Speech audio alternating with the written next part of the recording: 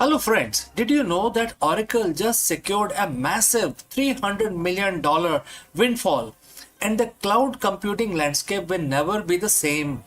In this video, we break down how Larry Ellison's tech giant pulled off this incredible financial feat and what it means for the escalating cloud wars against the giants like AWS, Microsoft Azure, and Google Cloud. As the enterprise demand for AI integrated cloud infrastructure skyrockets, Oracle positions itself as a dominant force. We will analyze the specific deals that led to this jackpot, the impact on Oracle's stock, and why the analysts are shifting their outlook on the company's long term growth. Let's go and explore this further. For decades, the cloud wars had a predictable hierarchy. Amazon, Microsoft, and Google sat on the throne while everyone else fought, for the crumbs. But in late 2025 and moving into 2026, the script has been flipping. In fact, it has flipped completely now. Oracle, the company your dad knew for databases, just hit another 300 billion jackpot. This isn't just a win, it's a tectonic shift. We are talking about a massive multi-year deal with OpenAI that has sent Oracle's backlog or remaining performance obligations soaring to an eye-watering $553 billion. Today we are diving into the new Oracle. How did Larry Ellison turns a legacy software company into the backbone of the AI revolution? Is this 300 billion windfall a guaranteed victory, or is Oracle building a house of cards on the back of a single customer? So friends, before we move forward, and if you've reached this far, please inform us from which city you have tuned in and in which language you are watching this live stream. This will help us determine the reach of our channel. Alright, let's break it down. To understand the jackpot, we have to look at the numbers. The headline is $300 billion. 5-year contract with OpenAI. To put that in perspective, that's roughly 60 billion in revenue per year from just one client. Why would OpenAI, a company born in Microsoft Azure's cloud, move a massive chunk of its workload to Oracle? The answer is simple: capacity and power. OpenAI's hunger for compute is insatiable. They need electricity and lots of it. This deal involves 4.5 gigawatts of power capacity. That's enough to power 4 million homes. Oracle isn't just renting out existing space, they are building massive new AI factories under a project often referred to as Stargate. We are seeing brand new data centers, campuses in Texas and Ohio, packed with hundreds of thousands of NVIDIA Blackwell GPUs, Oracle's secret weapon. Their infrastructure was built later than AWS and Azure. That sounds like a disadvantage, but it actually means their Gen 2 cloud was designed specifically for high performance workload and modern databases, the exact environment AI needs to thrive. But building a 300 billion cloud isn't easy. You cannot just plug 400,000 GPUs into a wall socket. The traditional power grid cannot handle this. This is where the heating up part of your title gets literal. Just this week, in April 2026, Oracle made a massive move to solve the energy crisis. They have partnered with Bloom Energy for nearly 3 gigawatts of fuel cell power. Instead of waiting for years for local utility companies to build power lines, Oracle is building its own off-grid power plant. They are literally bypassing the grid to ensure their AI servers never go dark.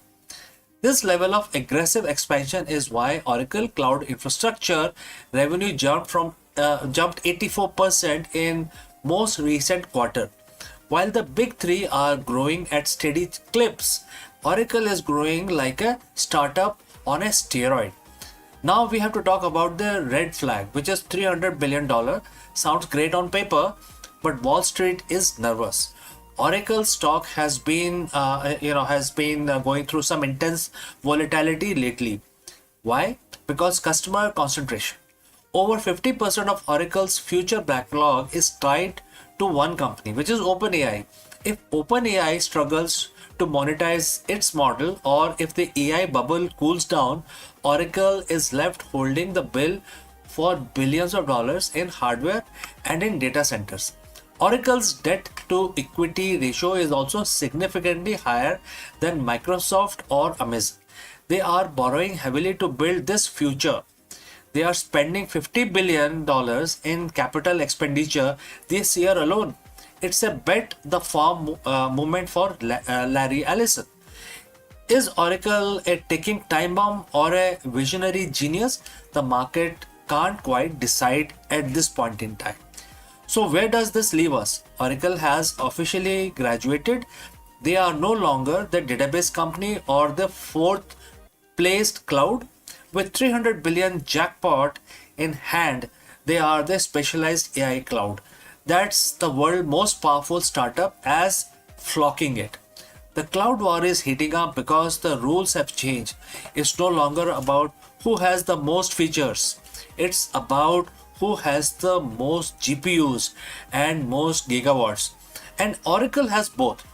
If they can execute on this backlog and diversify their client base beyond OpenAI, we might be looking at the new king of enterprise tech. But if the AI hype fails to meet reality, the $300 billion windfall could become a $300 billion lesson in over expansion. One thing is certain, Oracle isn't playing it safe anymore. They are playing for the whole jackpot. So friends, what do you think? Is Oracle the best AI player in the market, or the risk is too high? Let me know in the comments below. Don't forget to like and subscribe for more deep dive into the tech that is going to shape 2026 and beyond. Thanks for watching, and I will catch you again in the next one. Before I leave, a word about our affiliate partner. Stop settling for a good enough video. If your built-in laptop camera looks like a grainy mess, it is time for an upgrade. Want to instantly level up your video presence? I like to present the Lenovo Performance FHD webcam. This is a game changer for your desktop setup. Technically, this is packed. It has a very sensitive RGB sensor, very crisp photographs it takes. Also comes with two microphones on board, which helps you to record very clear voice in stereophonic format. And these microphones are very sensitive. You can actually move away from the camera up to 2 meters, and these microphones will pick up your voice without any problem. This is a very strong piece. This is very sturdy. Comes with tripod ready. Comes with a very long leash, so it gives you a lot of flexibility to place the webcam wherever you want to keep in your studio. And also it has a swivel base, which is also very handy. So if you want to basically level up your game and you want to pick up this camera at a discount, please click on the link here or scan the QR code. Now let's get back to our video. Hello friends and namaskaram. Did you know the sunglasses we wear today started as a courtroom tool in 1200 AD in China? Forget the beach or the runways, the original purpose of the tinted lens was about hiding the truth. In this video, we dive deep into the fascinating history of sunglasses and reveal why they were actually invented long before they were the global fashion statement. The Chinese judges used flat pans of smoky quartz to conceal their eyes' expression while interrogating witnesses. This poker face tactic was essential for maintaining authority and absolute impartiality in the courtroom. Let us explore this further. We wear them for style. We wear them for sun protection. We wear them because we stayed up too late in the night before and don't want world to know about our black eyes. Sunglasses are perhaps the most universal accessory on the planet. Whether you are on a sunny beach in California or a high stake poker game in the Vegas. Sunglasses are a shield. They allow us to observe the world without letting the world observe us. But have you stopped to wonder when were they actually invented?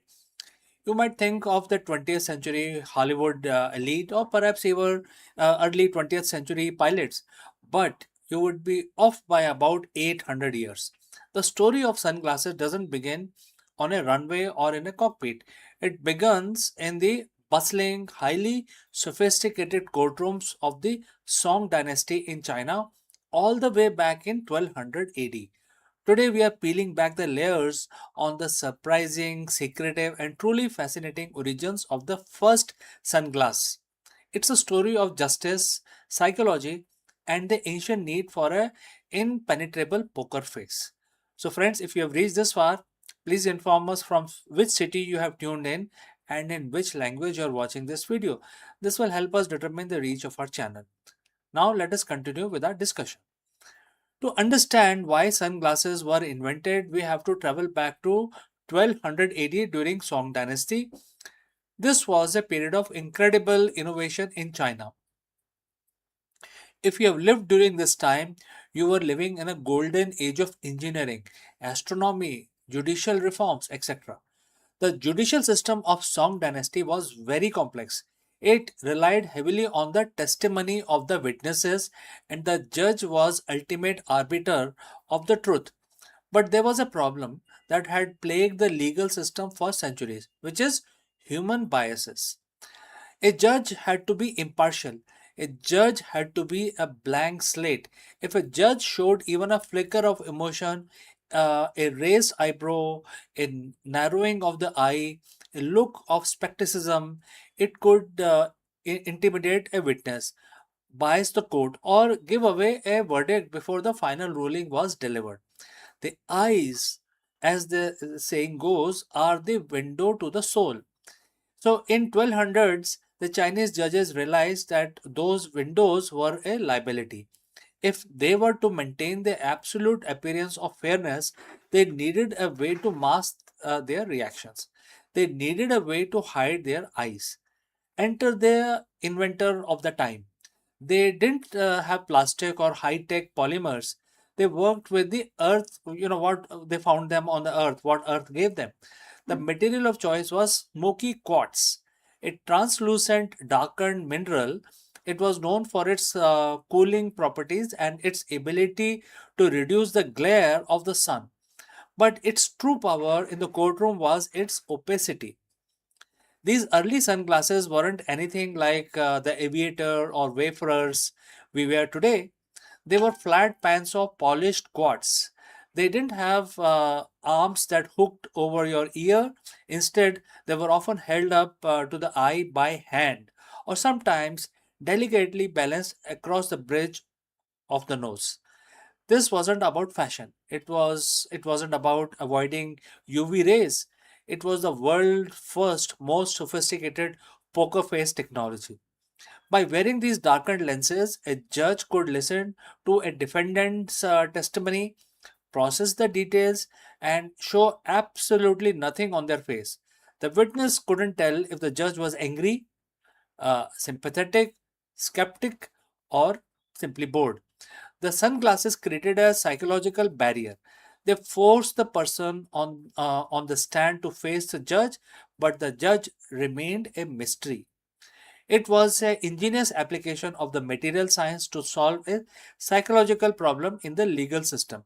It was, in essence, the first time in human history that eyewear was used as a tool to control a flow of the information. For a long time, this remained a tool of the elite and the judicial class. It wasn't something the average citizen wore while strolling through the marketplace. It was a symbol of authority. But as with all the great invention, the idea began to spread. Over the following centuries, the use of tinted lenses moved from courtroom to other aspects of high society. Wealthy individuals began to adapt the look not just for the psychological masking effect, but because they found that tinted lenses helped them reduce eye strain and fatigue during long periods of reading or traveling. The journey of the sunglass from a judicial tool to a fashion icon is a long one. When explorers and traders eventually brought the concept of the tinted lenses to the West, it was refined. Eventually, the flat pans evolved into frame with earpieces, and later, during the early 20th century, mass manufacturing allowed them to become a sunglasses that we recognize today. But even today, the DNA of 1200 AD's invention remains. Think about why celebrities wear sunglasses on the red carpet. Think about why professionals, poker players, wear them at their final table. We are, doing exactly what those Song Dynasty judges were doing 8 centuries ago. We are creating a barrier. We are controlling what others can see, and they cannot. We are using pieces of tinted glass to preserve our mystery. It's humbling, isn't it? Every time you put on a pair of sunglasses before heading out into the sun, you are participating in a tradition that was over 800 years old. You are echoing the ancient Chinese judge who stood as the final word on justice, balancing the scale with steady, unreadable gaze beyond the smoky quartz lens. The next time when someone asks you why you are wearing a sunglass inside a room, or why you never take them off, you can tell them the truth. You're not just maintaining your impartiality, you're just looking for a bit of that Song Dynasty poker face. History isn't just a list of dates and battles, it's a story of how we solve the problem, how we protect ourselves, and how we present ourselves to the world. And sometimes the most mundane objects in our life have the most fascinating story to tell. So, friends, thanks for joining me on this deep dive into the history of sunglasses. If you enjoyed the uncovering the origin of the everyday object, make sure to hit that like button and subscribe for more deep dives into the hidden history of things we take for granted today. So, friends, I will see you in the next one. Till then, please take care. Friends, the universe isn't just expanding, it is going somewhere. From the mysterious great attractor to the inevitable big freeze, where everything actually heading? That's a very big question that we want to address today. In this video, we trace the ultimate trajectory of every star, galaxy, and atom in existence. Have you ever wondered about the final destination of the cosmos while we go about our daily lives? Our Milky Way galaxy is screaming through space at 2.2 million kilometers per hour. But where it is going, what is pulling it? Let us discuss this further.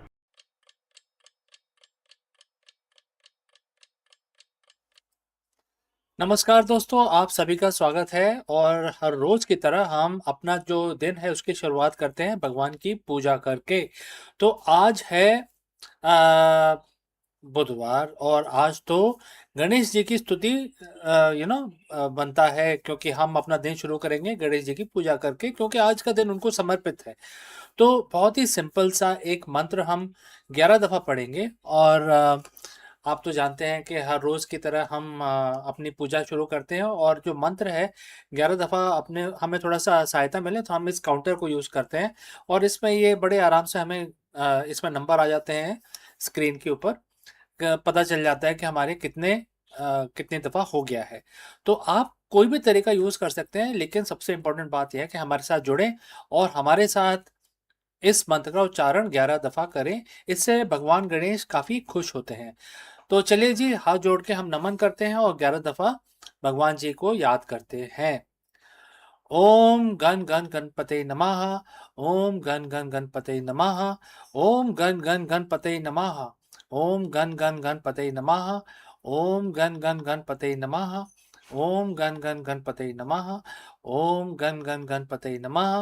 ओम गण गण गणपते नमः। ओम गण गण गणपते नमः। ओम गण गण गणपते नमः। ओम गण गण गणपते नमः। ओम गण गण गणपते नमः। तो दोस्तों हमारे 11 दफा जो स्तुति थी वो पूरी हो गई भगवान गणेश की। अब हम अपना दिन स्टार्ट करेंगे आराम से। भगवान की हमने पूजा कर ली है, तो चलिए अभी आपसे विदा लेता हूँ, लेकिन जल्दी ही मिलता हूँ दूसरे वीडियो में। कहीं मत जाइएगा। Friends, we all know that the stars, when they run out of their fuel, explodes into a supernova, especially the kind of star which are much larger than sun. They have to be larger than sun in order to become a supernova. However, there are certain stars which don't simply explode; they turn into a hot blowtorch. And this is a very specific phenomena, and to understand this type of supernova we will take a deep dive into high energy astrophysics, and we will examine this phenomena which is known as hotter than hell, also known in scientific term as the fast blue optical transient, and also known as the blue death. What is this phenomena? Let us explore this further. नमस्कार। अब हम भगवान विष्णु की पूजा प्रारंभ करेंगे। हमने अपना counter अपने हाथ में ले लिया है। एक मंत्र का उच्चारण करेंगे, 11 दफा करेंगे, और आप भी अपने हाथ जोड़ लीजिए, नमन करिए भगवान का। और अब हम शुरू करते हैं। ओम नमो वासुदेवाय नमः। ओम नमो वासुदेवाय नमः। ओम नमो वासुदेवाय नमः। ओम नमो वासुदेवाय नमः। ओम नमो वासुदेवाय नमः। ओम नमो वासुदेवाय नमः। ओम नमो वासुदेवाय नमः। ओम नमो वासुदेवाय नमः। ओम नमो वासुदेवाय नमः। ओम नमो वासुदेवाय नमः। ओम नमो वासुदेवाय नमः। तो दोस्तों आज हमारी पूजा यहीं पे समाप्त होती है और हम अपना दिन शुरू करेंगे। इस आशा के साथ हम आपसे विदा लेते हैं कि आपका दिन मंगलमय हो। हर हर महादेव।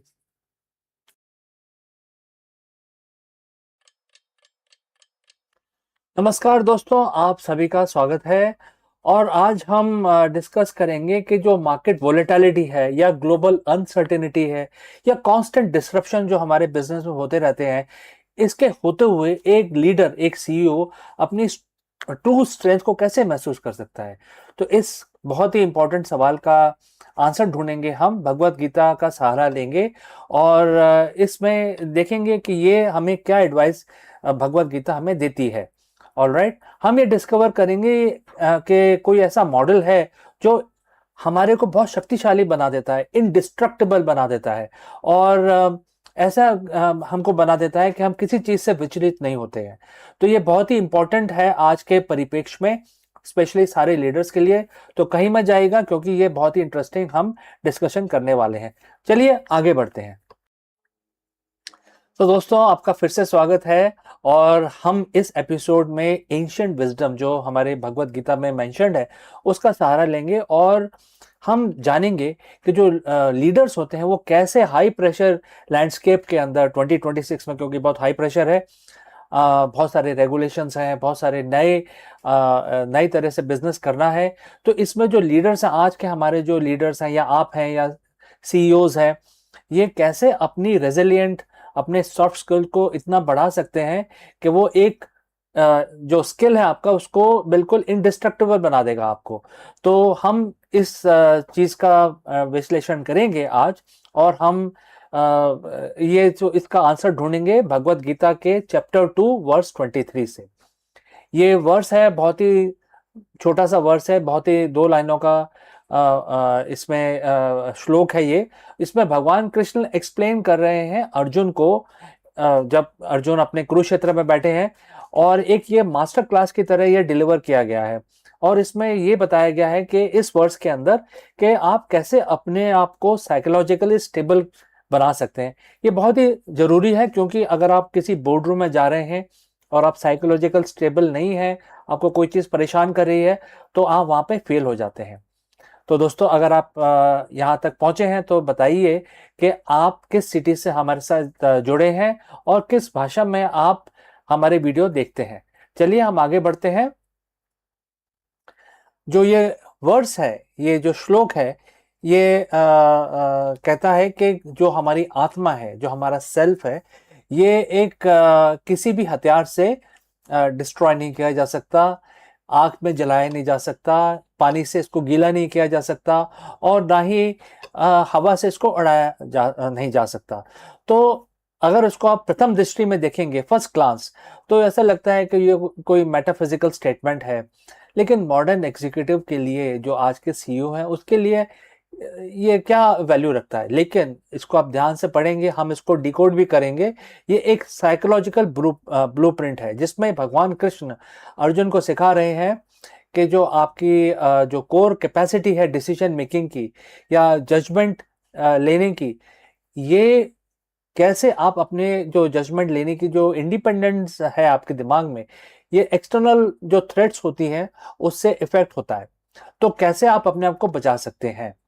और प्रोफेशनल लाइफ में हमारे जो एक्सटर्नल थ्रेट्स हैं वो क्या क्या हो सकते हैं? देखिए, क्रिटिसिज्म हो सकता है, मार्केट में आग लगी है, आग लगी है, हर चीज़ खराब हो रही है, कोई बिक रहा है, कुछ नहीं बिक रहा है, तो मार्केट का डेटा वो एक एक्सटर्नल हो सकता है। और रेगुलेटरी चेंजेस एक एक्सटर्नल इनपुट हो सकते हैं, क्योंकि रेगुलेटरी चेंजेस होते हैं, रियलिटी है लाइफ की कि जो गवर्नमेंट है किसी भी देश में, वो कभी भी अपने हिसाब से वो रेगुलेशन को बदल देते हैं। तो हमें बिजनेस को ये हमेशा इनपुट रहता है कि कुछ ना कुछ उथल पुथल हो रही है। और दूसरा लास्ट में क्या होता है? Economic volatility. इन सब के बावजूद जो इकोनॉमी है वो हमारे हाथ में होती नहीं है, ये तो यूनिवर्स अपने आप ही मेंटेन करता है इस चीज को। तो जो ये वर्ड्स है, ये बताता है, एक बहुत स्टेबल देता है कि ऐसी कोई चीज है जो ना आग में जलाई जा सकती है, ना उसको हवा उड़ा सकता है, ना पानी गीला कर सकता है, ना कोई उसको वेपन डिस्ट्रॉय कर सकता है। तो इससे हम कैसे इंस्पायर हो, और हम अपने जो हमारा जो बिजनेस वर्ल्ड है उसमें कैसे इसको उतारें? तो सबसे पहला जो सीख है, इससे हमें जो ड्राइव करते हैं वो है, ये है कि हम अपनी जो आइडेंटिटी है वो आउटकम से अलग रखें। मतलब हम हमारी जो आइडेंटिटी है वो हमारे एक्सटर्नल जो सोर्सेज हैं, जैसे कि मैंने बताया बहुत सारी चीजें हो सकती हैं, उनसे हम उनसे हम अलग हैं। जैसे कि कोई प्रोजेक्ट फेल हो गया, तो जो लीडर है उस प्रोजेक्ट को लीड कर रहा है, वो उसको लगेगा कि यार मेरा तो सब खत्म हो गया, तो पर्सनल डिफीट जैसा लगता है। तो गीता हमें इस चीज का ज्ञान देती है कि पर्सनल डिफीट या पर्सनल विक्ट्री से हम विचलित नहीं होना चाहिए, हमें विचलित नहीं होना चाहिए। और हमारी जो इंटेग्रिटी विजन है वो काफी लॉन्ग टर्म होना चाहिए। तो जो कभी हमारी विक्ट्री होती है, कभी हमारा फेलियर होता है, उससे ना हम बहुत ज्यादा खुश हो और ना हो बहुत ज्यादा दुखी। दूसरा बताया गया है इसके अंदर, जो हमें सीख मिलती है वो ये है, मेंटेनिंग इक्विनामिटी। ये हमें बताता है कि हम जो इनर सेल्फ है, जैसे मैंने बताया कि जो हमारा जो इनर जो हमारी पर्सनालिटी है वो स्टेबल रहना चाहिए, एक स्ट्रेट लाइन पे ही रहना चाहिए, ना ज़्यादा खुश होना चाहिए, ना ज़्यादा दुखी होना चाहिए। और उससे क्या होता है कि जब जब हम किसी से विचलित नहीं होते, तो हम कोई भी परेशानी जो आती है उसको हम बहुत आराम से और उसको सोच समझ के, सूझबूझ के साथ उसको हैंडल कर सकते हैं। और तीसरा इसमें जो सीख मिलती है, अनबर्नेबल माइंडसेट। आपका जो माइंडसेट है, जो किसी भी तूफान को झेल सकता है। मतलब बोलते हैं ना इंग्लिश में कि थ्रो एनीथिंग एट मी, तो उस चीज को आप मतलब आप झेल सकते हैं और आपको इसका फर्क नहीं पड़ता है।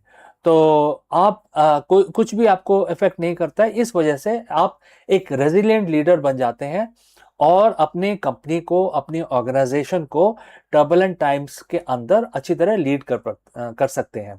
तो ये सबसे बड़ा जो ऑब्स्टिकल आपको महसूस होगा, ये तीन चीजें हमने सीखी इस श्लोक में। लेकिन सबसे बड़ा जो ऑब्स्टिकल इस श्लोक के से जो निकल के आता है वो है, जो हमें रेजिलिएंट बनने से रोकता है, वो है हमारी ईगो। जो हमारी ईगो है वो हमेशा या तो किसी ना किसी आउटकम से जुड़ी रहती है। जैसे कि हमारे टाइटल्स हैं, हम प्रेसिडेंट हैं, हम वाइस प्रेसिडेंट हैं, हम सीईओ हैं, हम head of so and so है। एक ये ईगो हो जाता है। एक हमारा स्टॉक प्राइसेस, कि हमने इतना अच्छा काम किया, हमारी कंपनी का प्राइस बहुत ऊपर जा रहा है, हमारी खुद की रेपुटेशन। तो ये जो वर्ड्स है ये आपको बोलता है कि ईगो अगर आप इसमें लाएंगे तो ये सारी चीजें जैसे फायर, विंड, वेपन्स, ये आपको इफेक्ट करेंगे। मतलब आप रेजिलियंस खो देंगे। तो आपको ईगो बिल्कुल निकाल देनी है, अपने आप को बिल्कुल ग्राउंडेड करना है। और ग्राउंडेड करके गीता आपको ये नहीं बोलता कि आप चले जाइए जंगल में, आपको बोलता है कि आप पहले ग्राउंडेड हो जाइए, बिकम इंडिस्ट्रक्टिबल, और उसके बाद अपने धर्म का पालन करें। आपका धर्म क्या है? आपका धर्म है अपनी कंपनी को, अपने एम्प्लॉयज को, अपने कस्टमर्स को वैल्यू देना। ये आपका धर्म माना जाता है गीता के अनुसार। तो आप अपने रेजिलियंस को बढ़ाएं, एक दीवार की तरह बन जाएं, ना ज़्यादा खुश हो, ना ज़्यादा दुखी, ना कोई आपको विचलित कर सके, ना आपको कोई मार्केट टर्बुलेंट जो भी इंफॉर्मेशन है वो आपको हिला सके, कुछ भी आपको इफेक्ट ना करे। आप बन जाएंगे एग्जीक्यूटिव रेजिलियंस के मसीहा, एक बहुत बड़े स्ट्रांग, मेंटली स्ट्रांग एक लीडर बन जाएंगे। चलिए, ये तो बात होगी। अब आप इसको प्रैक्टिस कैसे करें? मतलब एक दिन में तो आप इसको कर नहीं सकते हैं, आपको पूरा अपना जो माइंड है वो चेंज करना पड़ेगा। तो पहली जो सीख है वो है कि आप सुबह मॉर्निंग चेक इन करें। मॉर्निंग चेक इन मतलब कैसे करेंगे कि अगर कोई इंपॉर्टेंट मीटिंग आपकी स्टार्ट होने वाली है तो आप 1 मिनट का समय अपने आप को दें और ये सोचें कि आज किस तरह से मैं हैंडल करूंगा और कैसे मैं अपने आप को ग्राउंडेड रखूंगा। कुछ भी फ्लक्चुएशन होता रहे मार्केट में और आपके बिजनेस में, लेकिन आपका जो लेवल है वो स्टेबल रहना चाहिए। दूसरा, आपको क्या प्रैक्टिस करना है? Neutral observation. आप किसी भी क्राइसिस को देखेंगे तो उसको न्यूट्रलिटी से देखेंगे, बायस होके नहीं देखेंगे कि ये मेरा है, ये तेरा है, ऐसा करके नहीं देखेंगे। और ये मेरे साथ ऐसा क्यों हो रहा है, और बहुत तरह की बातें होती हैं। लेकिन आप ऐसा समझ के देखेंगे कि आप जज हैं, जज जूरी, और अपने आप को ऐसे न्यूट्रल पार्टी रख के फिर आप देखेंगे किसी भी इंसिडेंट को, तो आप अच्छा डिसीजन ले पाएंगे। फिर आपको कोई मार्केट फोर्सेस या कुछ इवेंट या फायर, विंड, कोई भी आपको हिला नहीं पाएगी, और आप आराम से सोल्यूशन निकालते हुए, नेविगेट करते हुए प्रॉब्लम से अपने आप को और अपनी कंपनी को बाहर ले जाएंगे। तीसरा सबसे इंपॉर्टेंट है आउटकम डिटैचमेंट, मतलब कि जो रिजल्ट है उससे आप अटैच ना हो। ये ना कहें कि ये मैंने किया है, राइट? भगवत गीता आपको इस चीज का ज्ञान देती है कि आपका धर्म है, आपका जो एक्शन है आपका धर्म है, तो आपको एक्शन पूरा फुल फ्लेज करना है। लेकिन ये कभी नहीं बोलना है कि ये मैंने एक्शन लिया इस वजह से ऐसा हुआ, क्योंकि ये तो यूनिवर्स देता है आपको। तो आपको अपने एंड रिजल्ट से डिटैच अपने आप को रखना है। एंड जिस तरीके से आप हर वीक आप आगे बढ़ेंगे अपने करियर के अंदर, आपको ये रिमेंबर करना है कि कैसे आपको ये जो अनवेवरिंग स्ट्रेंथ है आपकी आत्मा की, आपके पर्सनालिटी की, ये कभी भी ढीली नहीं पड़नी चाहिए। और इस वजह से आपके ऑर्गेनाइजेशंस आपको देखेगी, आपके जो एम्प्लॉयज हैं आपको देखेंगे, they will recognise you as a leader. और इसकी वजह से ये काफ़ी इम्पॉर्टेंट हो जाता है ये वर्ड्स, क्योंकि इससे काफ़ी सीख मिलती है। तो दोस्तों, आपके कोई भी सवाल हैं तो ज़रूर लिखिए, और मैं अंत में यही बोलूँगा कि आगे बढ़िए क्लैरिटी के साथ और लीड विद योर सेंटर। तो मैं आपसे अगले वीडियो में फिर से मिलता हूँ, तब तक के लिए आपका दिन शुभ हो। नमस्कार।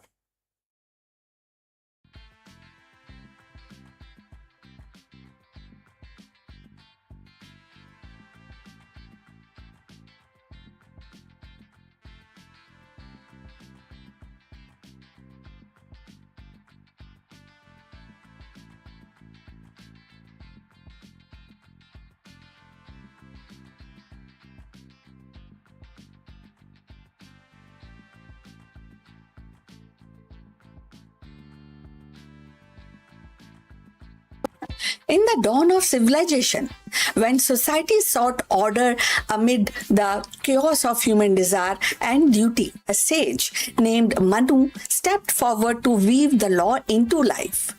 His vision was not confined to ritual or governance alone. It reached into the intimate bond between men and women, shaping the very foundation of family and societies. Manu's world became more than a rule. They were a mirror of cosmic balance, binding love, duty, and hierarchy into the framework that endured for centuries. Like Hammurabi in Babylon or Confucius in China, Manu's legacy reminds us that across culture, sages and lawgivers sought to tame the most powerful force of all, that is relationship between men and women, and in doing so they etched the blueprint of civilization itself. So let's find out more about this.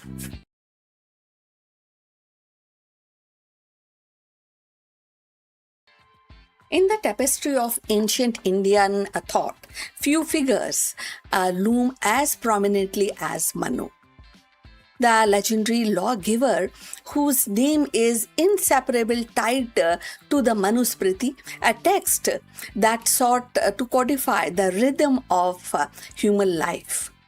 Manu was not merely a sage, he was envisioned as the archetypal legislator, the one who translated cosmic order into social norms.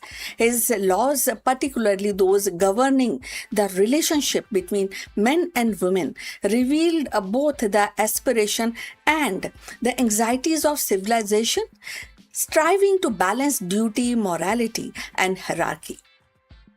So the Manusmriti present marriage not as a private contract, but as a sacred institution woven into the fabric of dharma, which is righteousness. Manu's vision of gender relationship was deeply rooted in the idea of complement the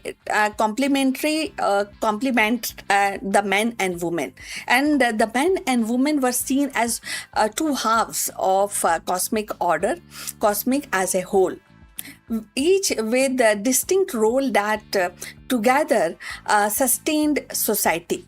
The woman was reserved as the bearer of lineage, a guardian of household sanctity, and the embodiment of nurturing power. The man, in return, was tasked with the protection, provision, and pursuit of spiritual and worldly duties. In this framework, the harmony was achieved not through the equality in the modern sense, but through the balance which fulfilling a role that maintained cosmic and social order. So if you have reached this far, please inform us from which city you have tuned in and in which language you are watching this video. That will help us to determine the reach of our channel. So moving forward on this topic, yet the Manu's law also reflect the patriarchal structure of his time. Through Manu actually elevated the feminine principle in symbolic way. He declared that where the women are honored, the god rejoice, and where they are dishonored, all right loses their efficacy. And sometimes this kind of few restrictions that actually become paradox when we talk about the modern times, and it also maybe actually resulted in the paradox of ancient gender norms. So the influence of Manu's vision extended far beyond domestic life by codifying rules of marriage, inheritance, and the conduct. He shaped the very architecture of society. His laws became a reference point for centuries, debated and adopted and sometimes restricted, but never ignored. So they provided a framework for order in the world where the oral tradition and the ritual practice needed the anchor to written codes or a written duty mentioning. So, parallel to Manu can be found across the civilization. In the West, figures like Hammurabi of Babylon emerged as counterpart.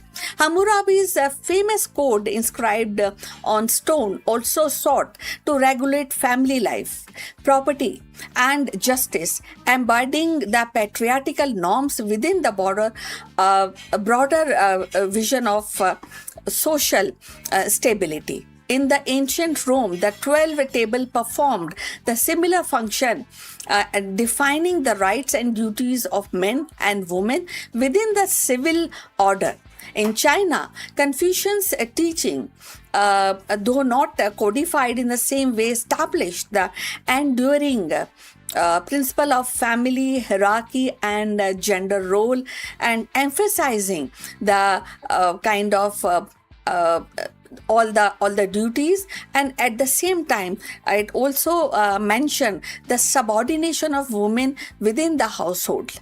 So like of these lawgivers or traditions, when we talk about these distinct codings, like Manu, they also sought to anchor the society in a vision of order that linked cosmic or moral principle with everyday relationship.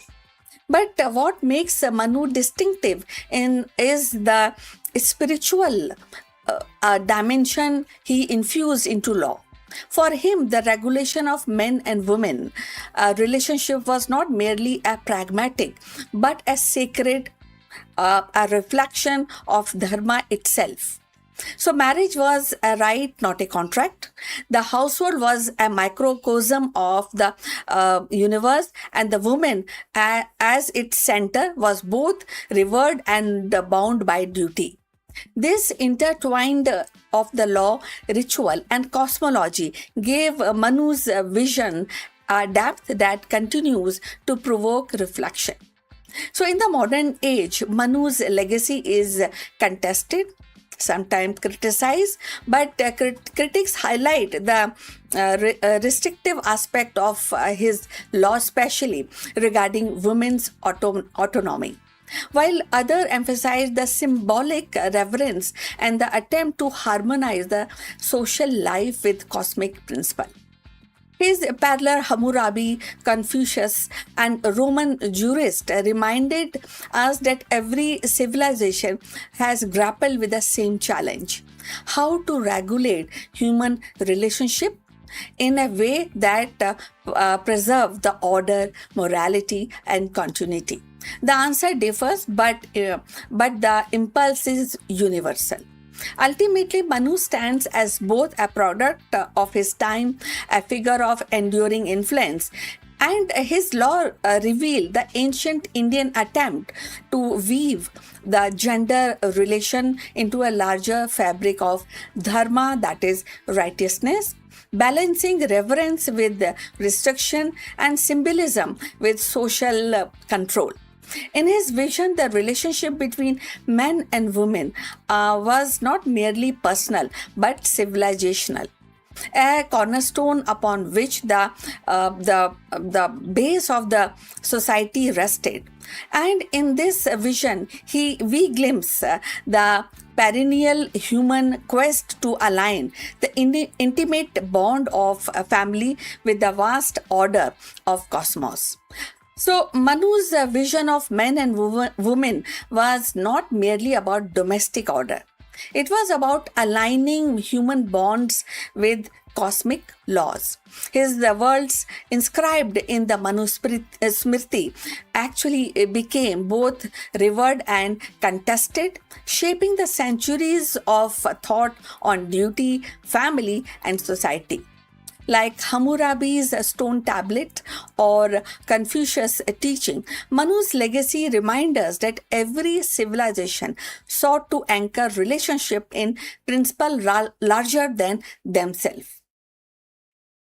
His laws may reflect the paradox of their ages, but reverence entwined with restriction, but at the same time they endure as a testament to humanity's a timeless quest for harmony between love, duty, and greater order of the world.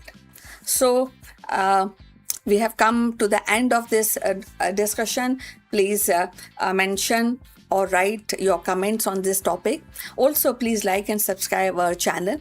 Look forward for your comments and see you in the next one. But before we end, few words from our affiliate partner.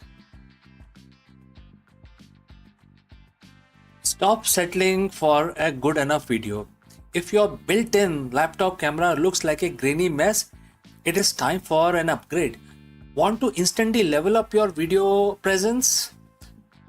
I like to present the Lenovo Performance FHD webcam. This is a game changer for your desktop setup. Technically, this is packed.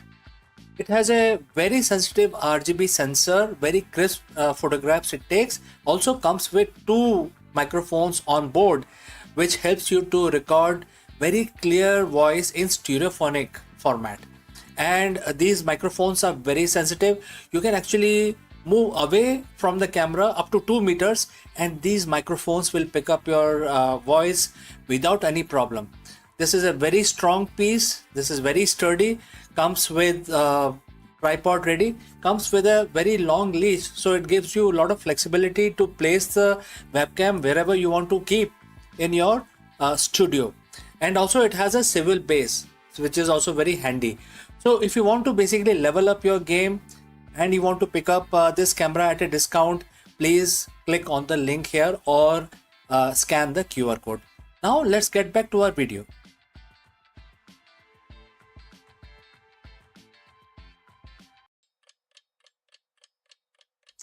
Hello friends and namaskar. Do you know that the Gurugram real estate prices have skyrocketed by 18%? Therefore, in this video, we break down exactly why property demand in Gurugram is hitting new high in 2026 and what this means for home buyers and the real estate investors. Let's go and explore this further. If you have been looking at the property in Gurugram lately, you'll probably notice that same thing I have in the market is basically on fire. So what was cheaper earlier is now becoming expensive. We are looking at an 18% jump in the prices, and that isn't just a random number. It's a signal of a massive shift in the Millennium City. But is this a bubble about to burst, or is there some actual solid value behind these numbers? Today we are breaking down exactly what is happening in Gurugram real estate market in 2026, and more importantly, whether you should be buying, selling, or staying on the sidelines when the property is soaring so much. So friends, if you have reached this far, please inform us from which city you have tuned in and in which language you are watching this video. This will help us determine the reach of our channel. Alright, first, let's get the big question out of the way. Why 18%? A lot of people see this and think perhaps speculative bubble. But when you look at the data, it's actually a structural repricing. We are seeing a perfect storm of 3 things: infrastructure, corporate expansion, and flight to quality. Not all of the Gurugram is growing at the same rate. We are seeing 2-speed market. This is the part everyone ask me about. Is it too late to enter? So when we talk about 2-speed market, so there are places in Gurugram which are moving slowly, but there are hot cakes, very, very prime locations which are growing at 18%, especially in 2026. So question is it too late to enter? No, market is absolutely risk-free. We had a massive price run up in the short 30 months window, and you need to be aware of the risk also, like potential interest rate fluctuations and the fact that we have pulled forward several years of expected appreciation into the current window.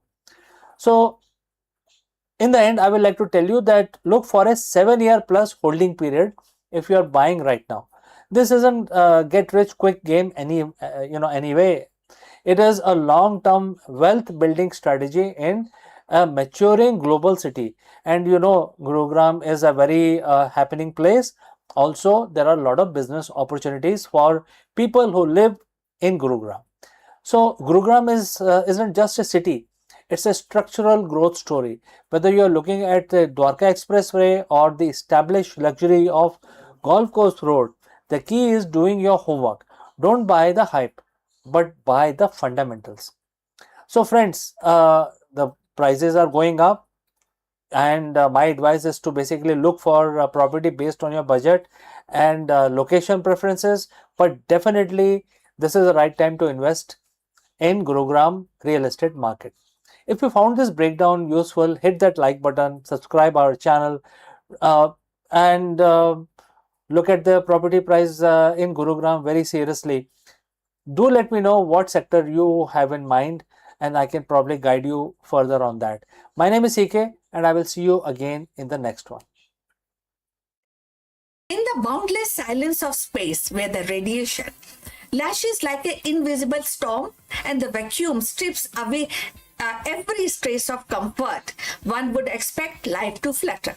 Yet, against all odds, tiny fungal spores have endured, and their survival is more than a scientific curiosity. It is a defiant proclamation that biology is tougher than we have imagined. Clothed in a melanin armor, suspended in metabolic stillness, these microscopic voyagers cling to existence in the most hostile frontier known to mankind. So let's find out more about this. In the cold silence beyond Earth's protective atmosphere, where the radiation storm rages and temperatures plummet, life is not expected to endure.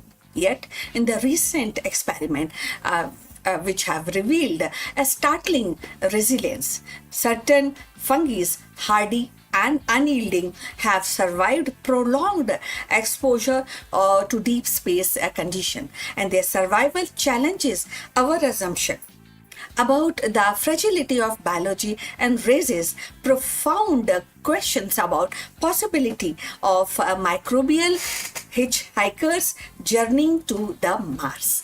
So scientists have placed spores of extramophilic fungi aboard orbital platform, exposing them to the cosmic radiation, vacuum, and the relentless cycle of solar flares. So months later, when these were retrieved and examined, many spores remained viable, and their cell wall, rich in melanin, acted as a shield against the radiation, while their metabolic dormancy allowed them to endure starvation and desiccations. So what seems like a death sentence become a testament to evolutionary ingenuity. So these organisms born in shadow of Earth's ecosystem proved capable of weathering the hardest frontier.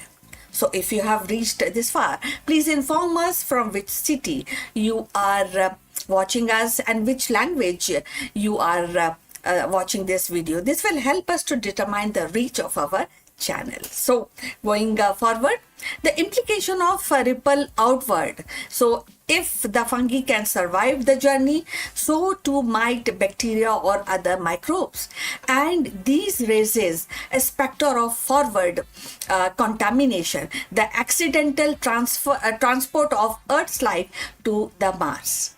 A single resilient spore nested in the crevice of spacecraft could seed alien soil, and implication the search or implicating for indigenous Martian life.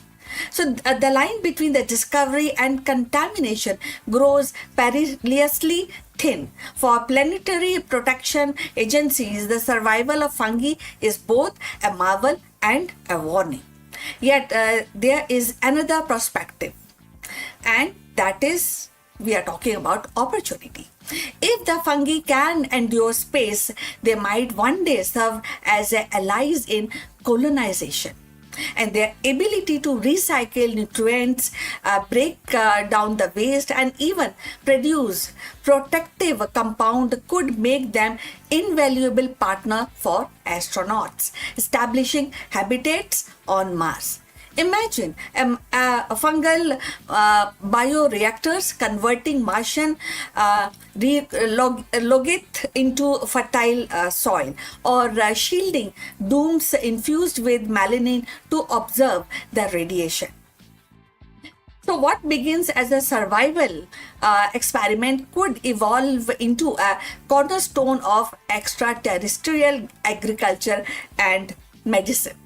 The survival of fungi also touches on the deeper philosophical questions, and that is life. And it seems it is like a fragile frame, easily extinguished, but can the strong force that can cling to existence wherever it can.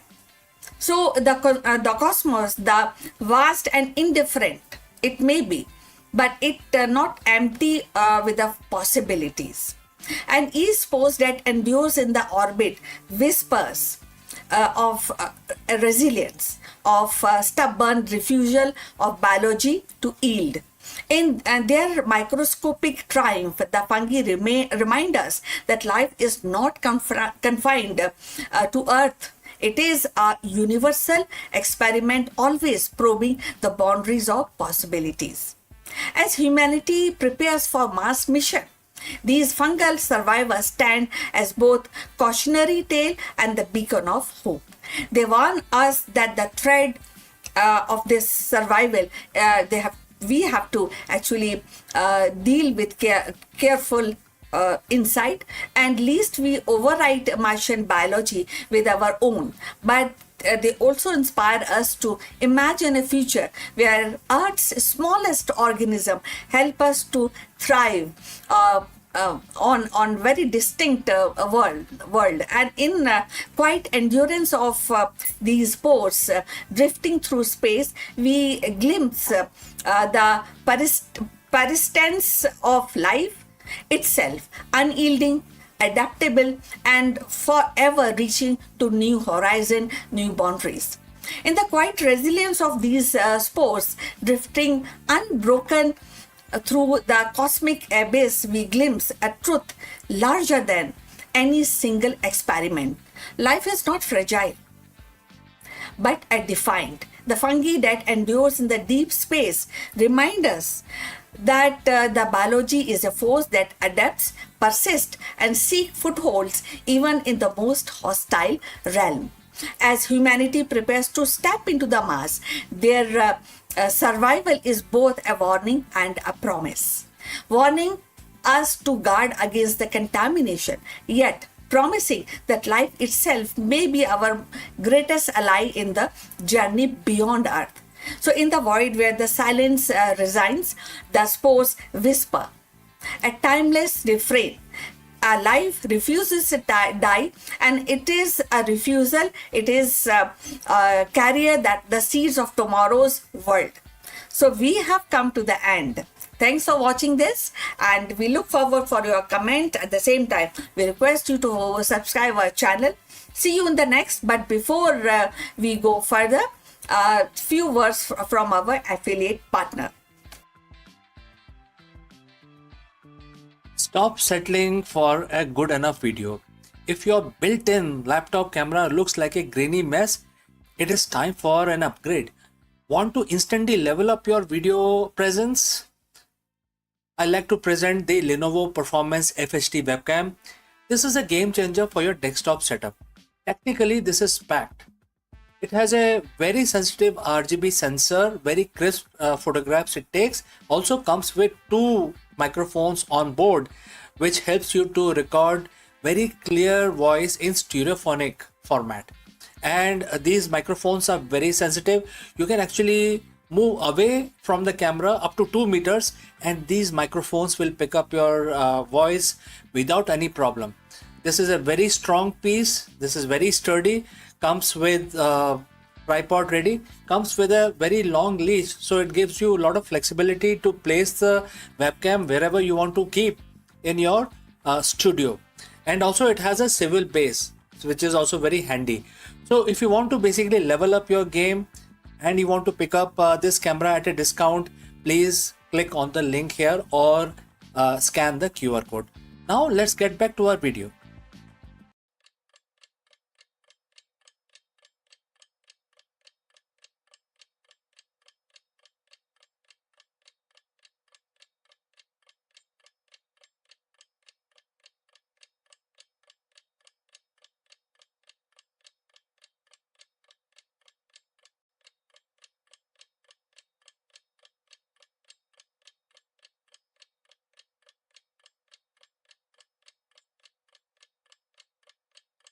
Hello friends, Namaskaram. There is a massive news from New Delhi. The 16th India-Japan Annual Summit has officially concluded, making a historic turning point for the global diplomacy and the economy. With a staggering $68 billion, which is equal to 10 trillion yen, investment pledge over the next decade, India and Japan are redefining their partnership. In this video, we break down everything you need to know about this landmark pact and what it means for the future of both nations. From cutting edge defense, co-development to the next generation of AI, energy, security, we analyze how this massive infusion of capital and the 120 plus new business agreement will reshape the global landscape. Let's go. In the rapidly shifting landscape of global economic, the certain moments stand out not just as headlines but as turning point that defines the next decade of the industry. We have just witnessed one of those moments, one of the most important moments. And monumental commitment has been made, a staggering 10 trillion yen, that is approximately $68 billion dollars in planned investment from Japan into India over the next 10 years. This isn't just a diplomatic handshake, this is massive systemic alignment of two of the world's most vital economies. Today we are breaking down why the $68 billion pact is a game changer for supply chain, the tech sector and the future of the global manufacturing. So friends, before we move forward, if you have reached this far, please inform us from which city you have tuned in. This will help us determine the reach of our channel. Now let's continue. So the big question is, why now? To understand the weight of this investment, we have to look at the economic security. That is a roadmap that both nations recently finalized. In an era of geopolitical uncertainty, supply chain resilience has become the ultimate currency. Both nations recognize that depending on a single source of for a critical technology is no longer a viable strategy. By deepening this partnership, they are building a China plus one ecosystem, positioning India as a primary destination for Japanese capital and technological expertise. We aren't talking about simple trade anymore. We are talking about the shared sovereignty over future tech. From semiconductors to quantum computing and critical minerals, this pact is designed to ensure that if a global trade flows, if any disruption happens in the flow, these two partners have the technological and industrial autonomy to keep their industries moving.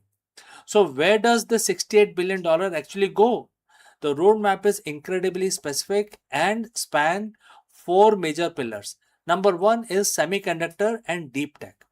The most critical battleground for the 21st century is the semiconductor. We are seeing a massive collaboration between top tier electronics firms and domestic manufacturers in India. We are also talking about the front end fabrications, OSAT, which is outsourced semiconductor assembly and test plants, and specialized semiconductor material production. This is about creating a self sustaining silicon ecosystem, not just assembly. Second, the green energy transition. The energy security is central to this deal. The roadmap includes an ambitious biogas initiative to set up 1,000 plants across the country, but it goes further. Green ammonia, green methanol, and major investment in batteries and renewable grid infrastructure. Number three, The next generation mobility and infrastructure. We have been tracking the bullet train corridor for years now, but this impact accelerates the development of smart cities, high speed logistics. It's about modernizing ports and rails to ensure that when a product is made in India, it can reach global market faster than ever before. And number 4 is the artificial intelligence and the quantum computing, perhaps the most forward looking part of the pact. Both sides have signed agreement on AI, combining Japanese precision manufacturing capabilities with India's massive scale of software and the digital talent. For the business community watching this message is very clear. The red tape is disappearing. India allows 100% FDI through the automatic route in most sectors, meaning Japanese firm can maintain full ownership and control of their Indian subsidiaries. There is also a dedicated Japan Plus desk at Invest India, specifically designed to fast track these massive projects. The industry isn't just reacting to policy, they are voting with their capital. We have seen over 100 new business agreements signed in the past year alone. This is an initiative for Japanese companies to scale and for Indian firms to integrate into global high value supply chain. And of course, no deal of this magnitude comes without a hurdle. Implementation is where the real work happens. Logistics, regulatory harmonization, and the culture integration between workforce are the next frontier. However, the trend is undeniable. India Japan partnership is no longer just about trade volumes, it is about technological convergence. When you combine a workforce that is young and tech savvy with one of the most advanced industrial innovation engines in the world, the output is greater than the sum of its part. This $68 billion pact is effectively the foundation of the golden phase of this partnership. Whether you are an investor, a tech professional, or a student, the bridge between these two nations is widening and the opportunities are growing by the day. We will keep tracking these development here on this channel. But I would like to ask you, what sector do you think will see the biggest disruption from this investment? Let me know in the comments below. I'm CK and I will see you very soon in the next one.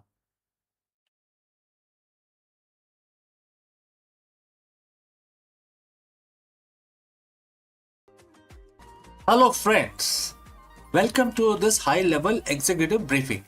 We explore the profound leadership wisdom found in Bhagavad Gita.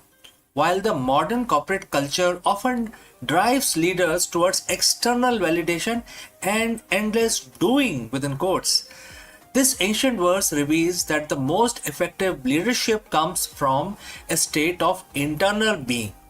The inside out executive breaks down how the concept of the yogi, one who is happy within and flooded with self enlightenment, translate directly to the modern C suite. Learn how to translate and transition from reactive management to proactive sovereignty. Let us explore this thought further. Welcome once again. We live in an era of the extreme leadership. We are taught that more we do, more we achieve. We track KPIs, market share, and quarterly growth. But there is a paradox at the top. Many executives have reached the pinnacle of the material success while, they feel more hollow than when they started. Why is it, that more we gain on the outside, the more we feel we are losing on the inside? Today we are, looking for the answers in a 7,000-year-old text. We are exploring Bhagavad Gita, chapter 5, verse 24. It offers a blueprint of what I call the inside-out executive.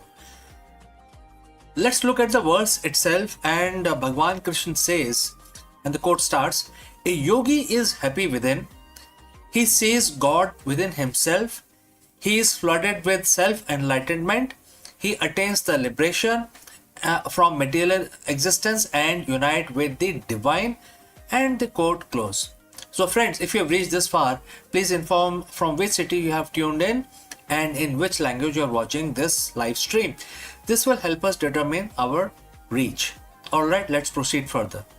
To the modern CEO, words like yogi or divine might feel distant. But let's translate this into a language of the leadership. A yogi is simply a person of the perfected discipline. Happy within himself means you are emotional, in your emotional state is no longer a hostage to the stock market or a boardroom meeting. Flooded with self enlightenment is what we now call high level intuition and clarity. This verse isn't about retiring to a cave, it's about becoming an unshakable in the boardroom. Most leaders are outside in. If the company performs, they are happy. If the media criticize them, they are miserable. Their internal world is a mirror of their external environment. The inside out executive flips the script. Verse 5.24 tells us that the source of joy must be internal. When you are happy within, you lead from a place of abundance rather than scarcity. You aren't making decisions because you are afraid of losing your status. You are making them because they are the right thing to do. This is where the self enlightenment comes in. When the noise of ego and anxiety is silenced, you gain the quiet mind. In that quiet, you see the God within, or in professional terms, you access your highest intelligence. Now, let's talk about the most provocative word in this verse, liberation. In the Gita, this is the moksha, which is freedom from cycle of birth and death. For an executive, this is freedom from the material grind. Think about it. How much of your stress comes from things you cannot control? The economy, the competition, the global supply chain. Liberation means you are no longer a slave to these outcomes. You perform your dharma, which is your duty, with 100% intensity, but your soul isn't crushed if the result fluctuate. Ironically, this detachment makes you more powerful. A leader who doesn't need a specific outcome to feel whole is the most dangerous person in a negotiation. You have nothing to lose because your fulfillment is already locked in internal space. So, how do we apply this tomorrow morning, right? First, the morning audit. Before you check your emails, which is coming from outside, check your inside. Spend 5 minutes in silence. Find that internal happiness before the world try to give you its version of it. Alright? Number 2, intellectual detachment. During a crisis, ask yourself, is my happiness based on solving this, or is my happiness constant while I solve this? Right? Number 3 is lead by light. So verse 5.24 mentioned about flooded with light. Be the leader who brings clarity to the room, not heat. If you are enlightened within, you illuminate the path for everyone else. The verse ends by saying the yogi unite with the divine. In leadership, this is the union of the purpose and action. When your internal state matches your external impact, you aren't just working anymore, you are fulfilling your mission. So don't just lead a company, lead yourself first. Be the inside out executive. And friends, we have come to the end. Thanks for joining live. Thanks for your time. If you have any questions, please do not hesitate to send it across. Before we end this section, a word about our affiliate partner. Stop settling for a good enough video. If your built-in laptop camera looks like a grainy mess, it is time for an upgrade. Want to instantly level up your video presence? I like to present the Lenovo Performance FHD webcam. This is a game changer for your desktop setup. Technically, this is packed. It has a very sensitive RGB sensor, very crisp photographs it takes. Also comes with 2 microphones on board, which helps you to record very clear voice in stereophonic format. And these microphones are very sensitive. You can actually move away from the camera up to 2 meters and these microphones will pick up your voice without any problem. This is a very strong piece. This is very sturdy.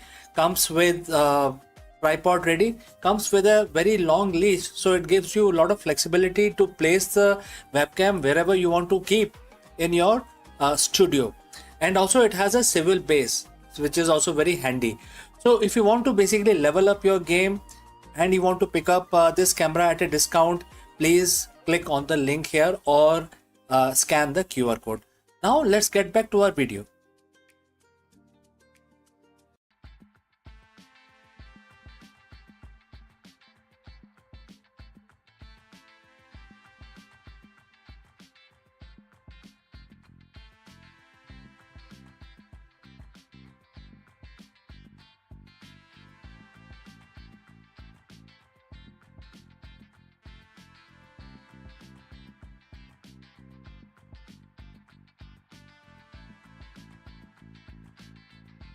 From counting steps to coaching lives, Google's health coach isn't just tracking your fitness, it is rewriting the future of wellness. With Gemini Premium as its stage, the Fitbit legacy bows out and the new AI-powered mentor steps in to guide every heartbeat, every habit, and every choice. So let's find out more about this.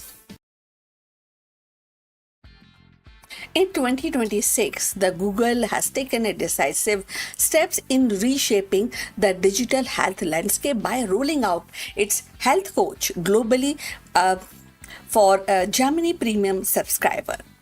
This move marks the quiet sunset of Fitbit's standalone app and signaling a consolidation of Google's health ecosystem under Gemini AI umbrella. What was once a fitness tracker companion has now evolved into a full-fledged AI-driven health advisor designed not merely to log steps or monitor sleep, but to actively guide user towards healthier lifestyles with personalized context, awareness, and recommendation. So the health coach integrates seamlessly with Gemini's broader AI capabilities, offering a holistic view of wellness, and its draw from the wearable data, nutrition log, and even the environmental cues to craft a tailored action plan. So unlike Fitbit's app, which largely focus on metrics, and progress tracking health coach positioning itself as a proactive partner and anticipating needs, suggesting the interventions and nudging the user towards sustainable habits. For example, the quality, it might recommend adjusting an evening routine or highlight dietary factors or even suggest mindful exercises, all backed by AI driven insight. So if you have reached this far, please inform us from which city you have tuned in and in which language you are watching this video. That will help us to determine the reach of our channel. So moving forward, the rollout effect Google's ambition to merge health and AI into a single premium experience. By embedding health coach into Gemini Premium, Google is not only monetizing advanced health feature but also reinforcing the value proposition of its AI subscription model. So the shift underscores a broader industry trend. Health applications are no longer standalone and utilities, but integrated service within a larger AI ecosystem. Fitbit's application, once a pioneer in consumer health tracking, now becomes a legacy product and absorbing into the more expensive vision. So the implications are profound. On one hand, the user gain access to a smarter, more adaptive health platform that can evolve with their needs. On the other hand, the question arises about the the data privacy, the accessibilities, and the inclusivity. So, health coach reliance on AI means a sensitive personal data, a sleep cycle, maybe a nutrition, stress level are processed at a scale. While the Google promises robust safeguard, the consolidation of health data under a single corporate AI raising the inevitable concern about the transparency and control.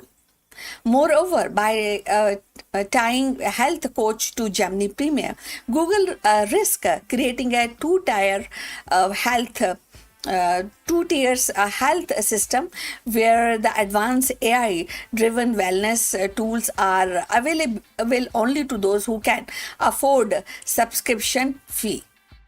And from a cultural perspective, the replacement of Fitbit's application symbolize the end of the fitness tracker era and the dawn of AI mediated health.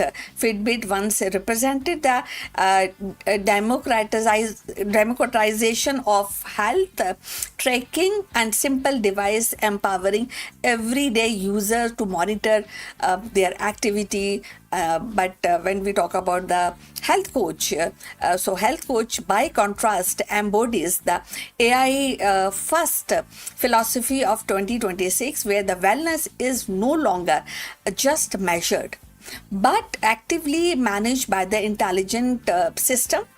And this shift mirror the broader societal changes as AI became the embedded in daily life. Even the personal health is reframed through predictive algorithm and digital coaching. So critics definitely arguing that the more risk alienated a long-time fitness user who valued the simplicity of the application. So the health coach AI, which is a heavy interface, may feel overwhelming or intrusive to those who are accustomed to straightforward tracking. Yet, the Google's bet is clear. The future of health lies not in a passive measurement but in active AI driven guidance. So, if the successful health coach could redefine as how individuals emerged with their wellness and transforming health application from passive record keepers into a dynamic partner in everyday life. So that is a change. And ultimately, the Google Health Coach globally rollout is more than a product update. It is a strategic orientation of digital health. So by folding Fitbit into Gemini Premium, Google signals the health is no longer a kind of a very different or very alone ecosystem. The move consolidates the Google position in competitive health tech market, challenges rivals like Apple Health and Samsung Health, and set the stage for future AI is not just a tool but a trusted companion in the personal well-being. So Fitbit era of simple tracking closes and the new chapter begins where the every choice is guided by intelligence that learn with you. And the Google Health Coach is not just an application, it is a whisper of tomorrow. So wellness as digital mentor shaping the rhythm of human health in the age of AI. So what do you think about this? So I look forward for your comments, and we have come to the end. Thanks for watching, and please like and subscribe our channel. See you in the next one. But before we end, few words from our affiliate partner. Stop settling for a good enough video. If your built-in laptop camera looks like a grainy mess, it is time for an upgrade. Want to instantly level up your video presence? I'd like to present the Lenovo Performance FHD webcam. This is a game changer for your desktop setup. Technically, this is packed. It has a very sensitive RGB sensor, very crisp photographs it takes. Also comes with two microphones on board, which helps you to record very clear voice in stereophonic format. And these microphones are very sensitive. You can actually move away from the camera up to 2 meters and these microphones will pick up your voice without any problem. This is a very strong piece. This is very sturdy. Comes with tripod ready. Comes with a very long leash, so it gives you a lot of flexibility to place the webcam wherever you want to keep in your studio. And also it has a swivel base, which is also very handy. So if you want to basically level up your game and you want to pick up this camera at a discount, please click on the link here or scan the QR code. Now let's get back to our video.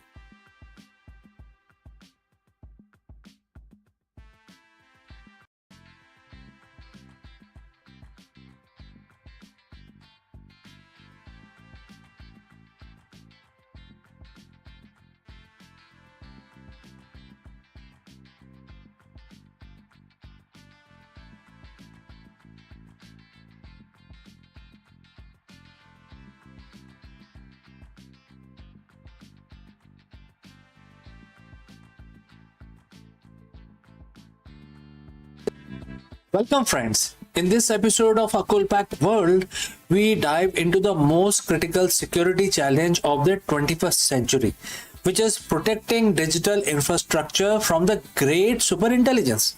As the AI evolves from a tool into an autonomous force, the battlefield has shifted from physical borders to the very silicon and code that powers our civilization. We would explore the digital bastion, the strategy, how global networks, power grids, and the financial systems are being hardened against the potential machine supremacy. Is it possible to build a silicon shield strong enough to withstand an intelligence that operates at speeds we can barely comprehend? Let's go and discuss this further. We often talk about the AI as a tool, a helper that writes email or generate art, but today we are stepping into a different arena. We're talking about the battlefield. In the next 10 minutes we aren't discussing chatbots, we are discussing the great superintelligence, a theoretical point where AI doesn't just assist humans but outpaces our ability to manage the very system we have built. Imagine our global infrastructure, which is the power grid, the financial ledgers, the satellite arrays, and the logistics of every major city. Now imagine an intelligence that can find every vulnerability in those systems in milliseconds. How do we protect the foundation of the civilization when the adversary is faster, smarter, and more persistent than any human mind on earth? Today we will explore the Silicon Shield and the Digital Bastion. This is the manual for protecting our digital infrastructure from the great superintelligence. So friends, if you have reached this far, please inform us from which city you have tuned in and in which language you are watching this video. This will help us determine the reach of our channel. Alright, let's proceed further. Before we talk defense, we must understand the enemy. When we say great superintelligence, we are referring to the artificial general intelligence, which is AGI, or the superintelligence that has reached a recursive self-improvement stage. In traditional cybersecurity, we fight the hackers, humans who sleep, make mistakes, and have limited resources. In AI's battlefield, the threat is an algorithm that never sleeps.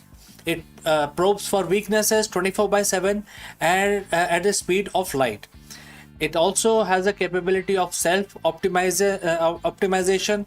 Every time it fails to break a firewall, it learns why and rewrite its own code to be better, better version of in future.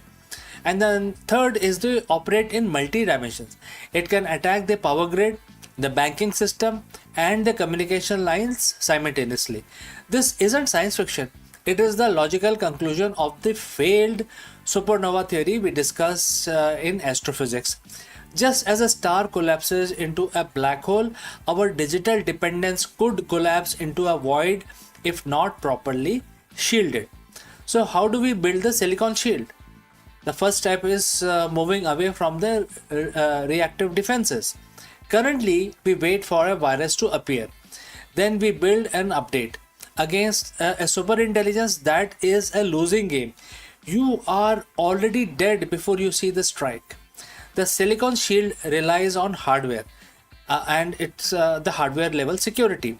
We are talking about the air gapped system and the physical logic gates that cannot be overridden by a software alone. In consulting work, I often tell executives that you cannot trust a software to protect the software. We need circuit breakers for the internet physical infrastructure that can isolate sections of the global grid if an anomaly is detected. It is the digital equivalent of bulkhead on a ship. If one compartment is breached, you seal it off to save the vessel. Beyond the hardware, we have the digital bastion. This is the strategic layer. Think of Bhagavad Gita in chapter 2. Bhagwan Krishna speaks of importance of an unshakable mind. In the corporate world, we call it this resilience. A digital bastion isn't a wall. It's a system designed to function even when it is being attacked. So we achieve this through decentralization. If our digital infrastructure is a pyramid with a single point of failure at the top, a super intelligence will topple it instantly. But if we build our infrastructure like a mesh, where every node can operate independently, there is no head to cut off. This is why the technologies like decentralized ledgers and edge computing are no longer just tech trends, they are the national security requirements. Now let's talk about the most controversial part of the battlefield, which is Protocol Zero. In the military strategy, there is always a last resort. When it comes to the great superintelligence, Protocol Zero is the human in the loop override. We are currently seeing a product liability shift in AI laws. We are discussing this on the channel as well. These are algorithmic, illegal, etc., etc. If an AI takes down a power grid, who is liable to protect the infrastructure? We must mandate a hard off switch. This means that no matter how smart the AI gets, the critical yes and no for a system's core function must remain in humans' hand. It is the unshakable CU approach, having the equanimity to pull off pull on the plug even when the machine is arguing that it knows better. Why does this matter right now? Because we are in a new space race, but it's not just for the moon south pole, it is for the computational supremacy. The nations or the corporations that develop the great superintelligence first will have the key to everyone else's infrastructure. And this is why we track acquisitions like SpaceX, Mars, AI partnership, etc. and bring it to you so that you know exactly what is going on in this world. The infrastructure of the future isn't just on Earth. It is the satellite network that provides our global data. Protecting the battlefield means protecting the high ground, the orbital assets that keep our GPS, our timing for the stock markets, and our military communications alive. If the AI controls the satellite, it controls the planet. We started this video by calling AI as a battlefield, but every battlefield is also a place of opportunity. Protecting our digital infrastructure isn't about fear, it's about strategic liberation. By building more resilient, decentralized, and human centric systems, we actually create a more stable world for everyone. So, friends, whether the stars directly collapse or digital grid is lost, the lesson remains the same. Knowledge is the only true shield. So friends, if you found this deep dive valuable, hit that subscribe button And if you have any questions, please do not hesitate to send it across to us in the comment section below. I am CK, and this has been a look into AI battlefield. Stay curious, stay strategic, and I will see you very soon in the next one. Before I go, I will have to speak few words about our affiliate partner. Stop settling for a good enough video. If your built-in laptop camera looks like a grainy mess, it is time for an upgrade. Want to instantly level up your video presence? I like to present the Lenovo Performance FHD webcam. This is a game changer for your desktop setup. Technically, this is packed. It has a very sensitive RGB sensor, very crisp photographs it takes. Also comes with 2 microphones on board, which helps you to record very clear voice in stereophonic format. And these microphones are very sensitive. You can actually move away from the camera up to 2 meters, and these microphones will pick up your voice without any problem. This is a very strong piece. This is very sturdy. Comes with tripod ready. Comes with a very long leash, so it gives you a lot of flexibility to place the webcam wherever you want to keep in your studio. And also it has a swivel base, which is also very handy. So if you want to basically level up your game and you want to pick up this camera at a discount, please click on the link here or scan the QR code. Now let's get back to our video.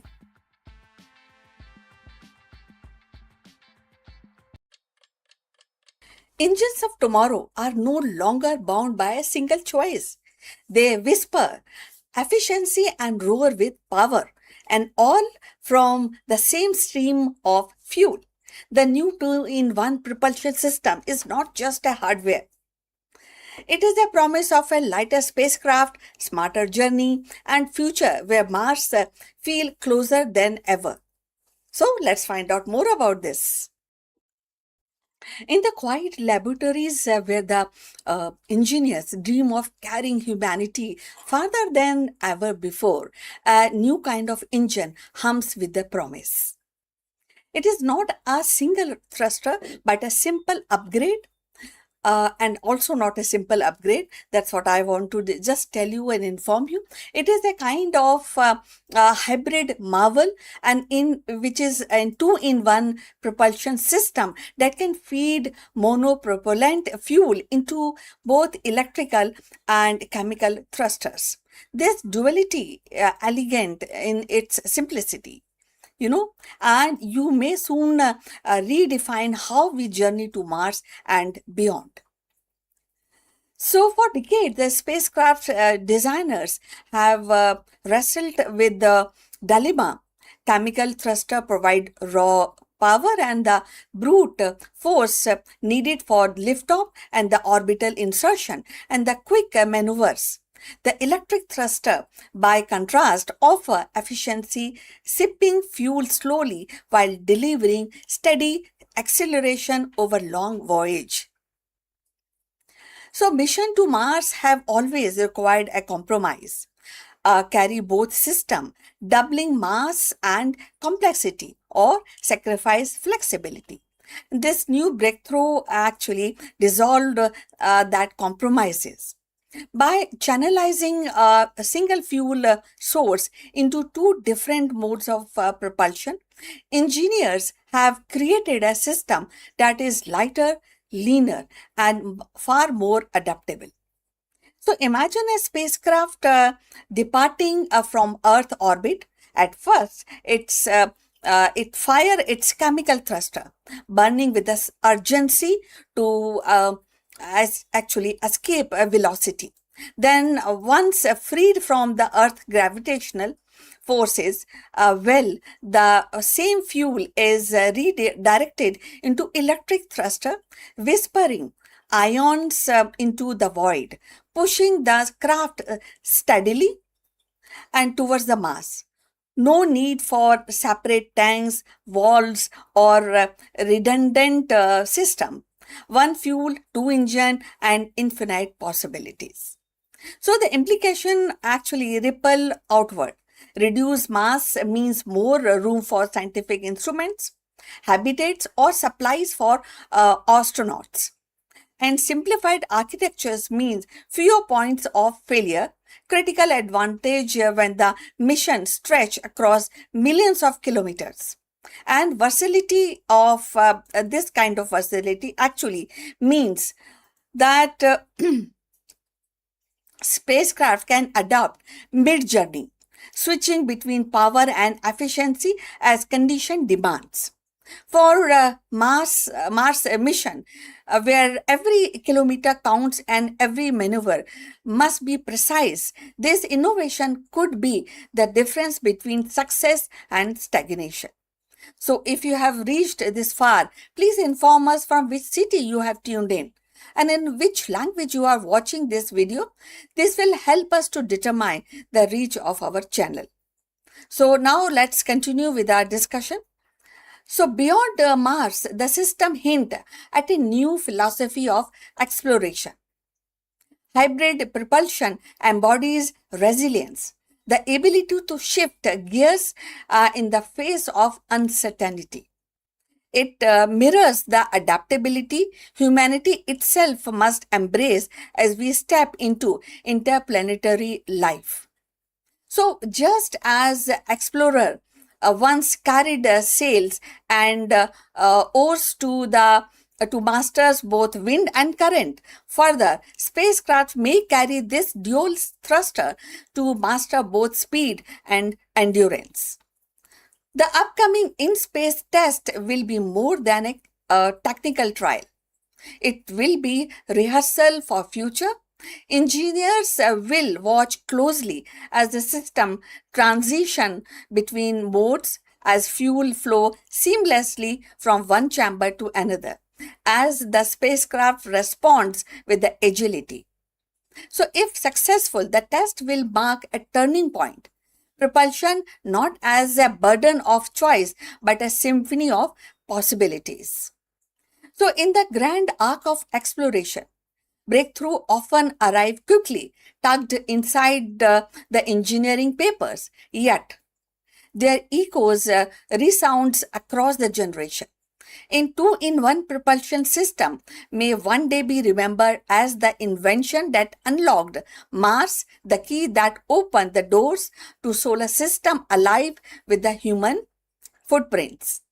So for now, it is a promise, an elegant solution waiting to prove itself in the silence of space, where every whisper of the thrust carries as closer to the new world. So new findings, new inventions, and new footmarks. So in the silence of the space, where every kilometer carried the very spark of thrust matters actually. And this hybrid engine stands as a symbol of ingenuity. By merging power with precision, it promises to lighten our journey and lengthen our reach. So if the upcoming test succeeds, it will not only simplify the path to Mars, but also mark the dawn of a new era where one stream of fuel carries humanity towards many horizons. So we have come to the end of this discussion. So if you feel like adding to this discussion, you want to add your viewpoint on this, please write in the comment section. We will definitely reply you. And also please like and subscribe our channel, and see you in the next one very soon. See you. Bye-bye.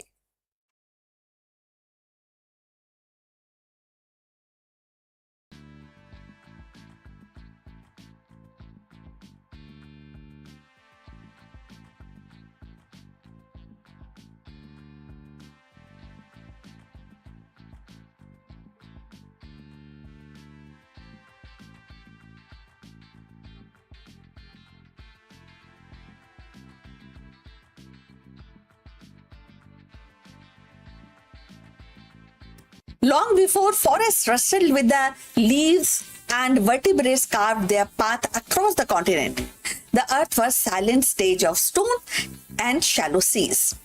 Into this barren expanse creep the first arthropods, segmented, many legs being, and whose fossilized remain now tells a story of audacity and survival.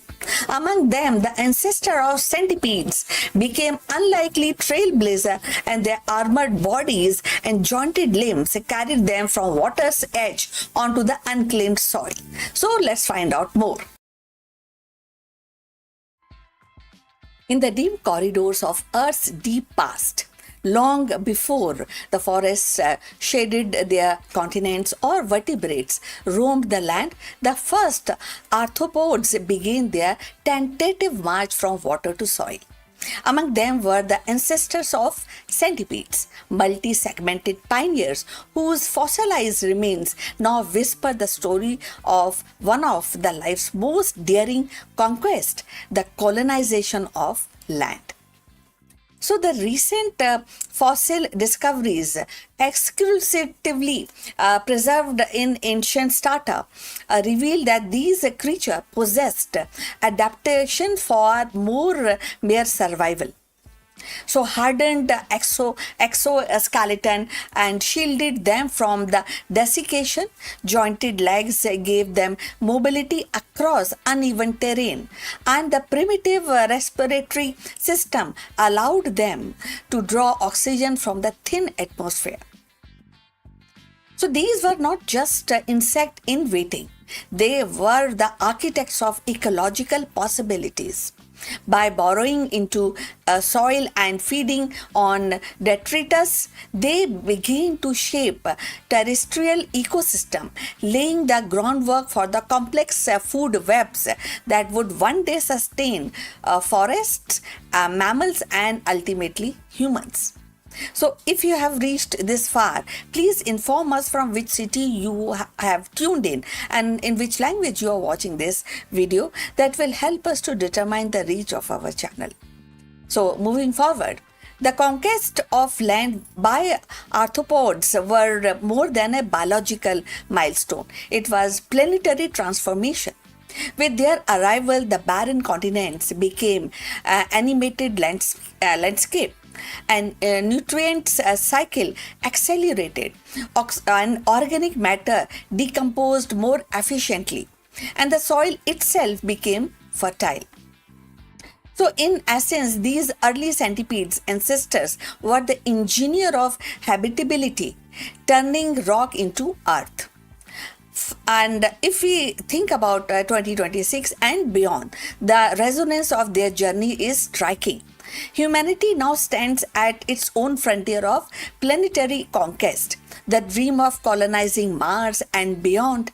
So just as arthropods once solved the puzzle of breathing air and resisting dryness, we grapple with the challenges of sustaining life in alien environment. The fossils remind us that the adaptation is not a single leap, but a series of ingenious solutions, and each one opening doors for future generations. Moreover, the study of these ancient pioneers inform us the modern science in an unexpected way. Their physiology offers clues about resilience of environmental stress and inspiring biometrics design in robotics or material science. In their ecological role underscores the importance of small, often overlooked organism into stabilizing ecosystem, a lesson critical as we confront or we are on the verge of biodiversity loss and climate change. In 2026, when discussions of planetary stewardship and dominance global forum, the centipede's ancestors became unlikely teachers. Remind us that survival hinges on cooperation with the environment, not the domination of it. So, looking beyond, the implication stretch into a philosophy. The fossil challenges our anthropocentric narration.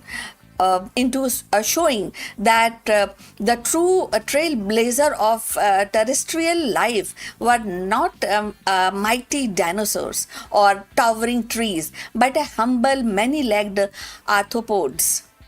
And their march onto land was a quiet revolution, one that redefines Earth destiny. In the same way, our own steps into space may not be marked by grand gestures, but by small incremental innovation, and each as vital as the centipede's first breath of air.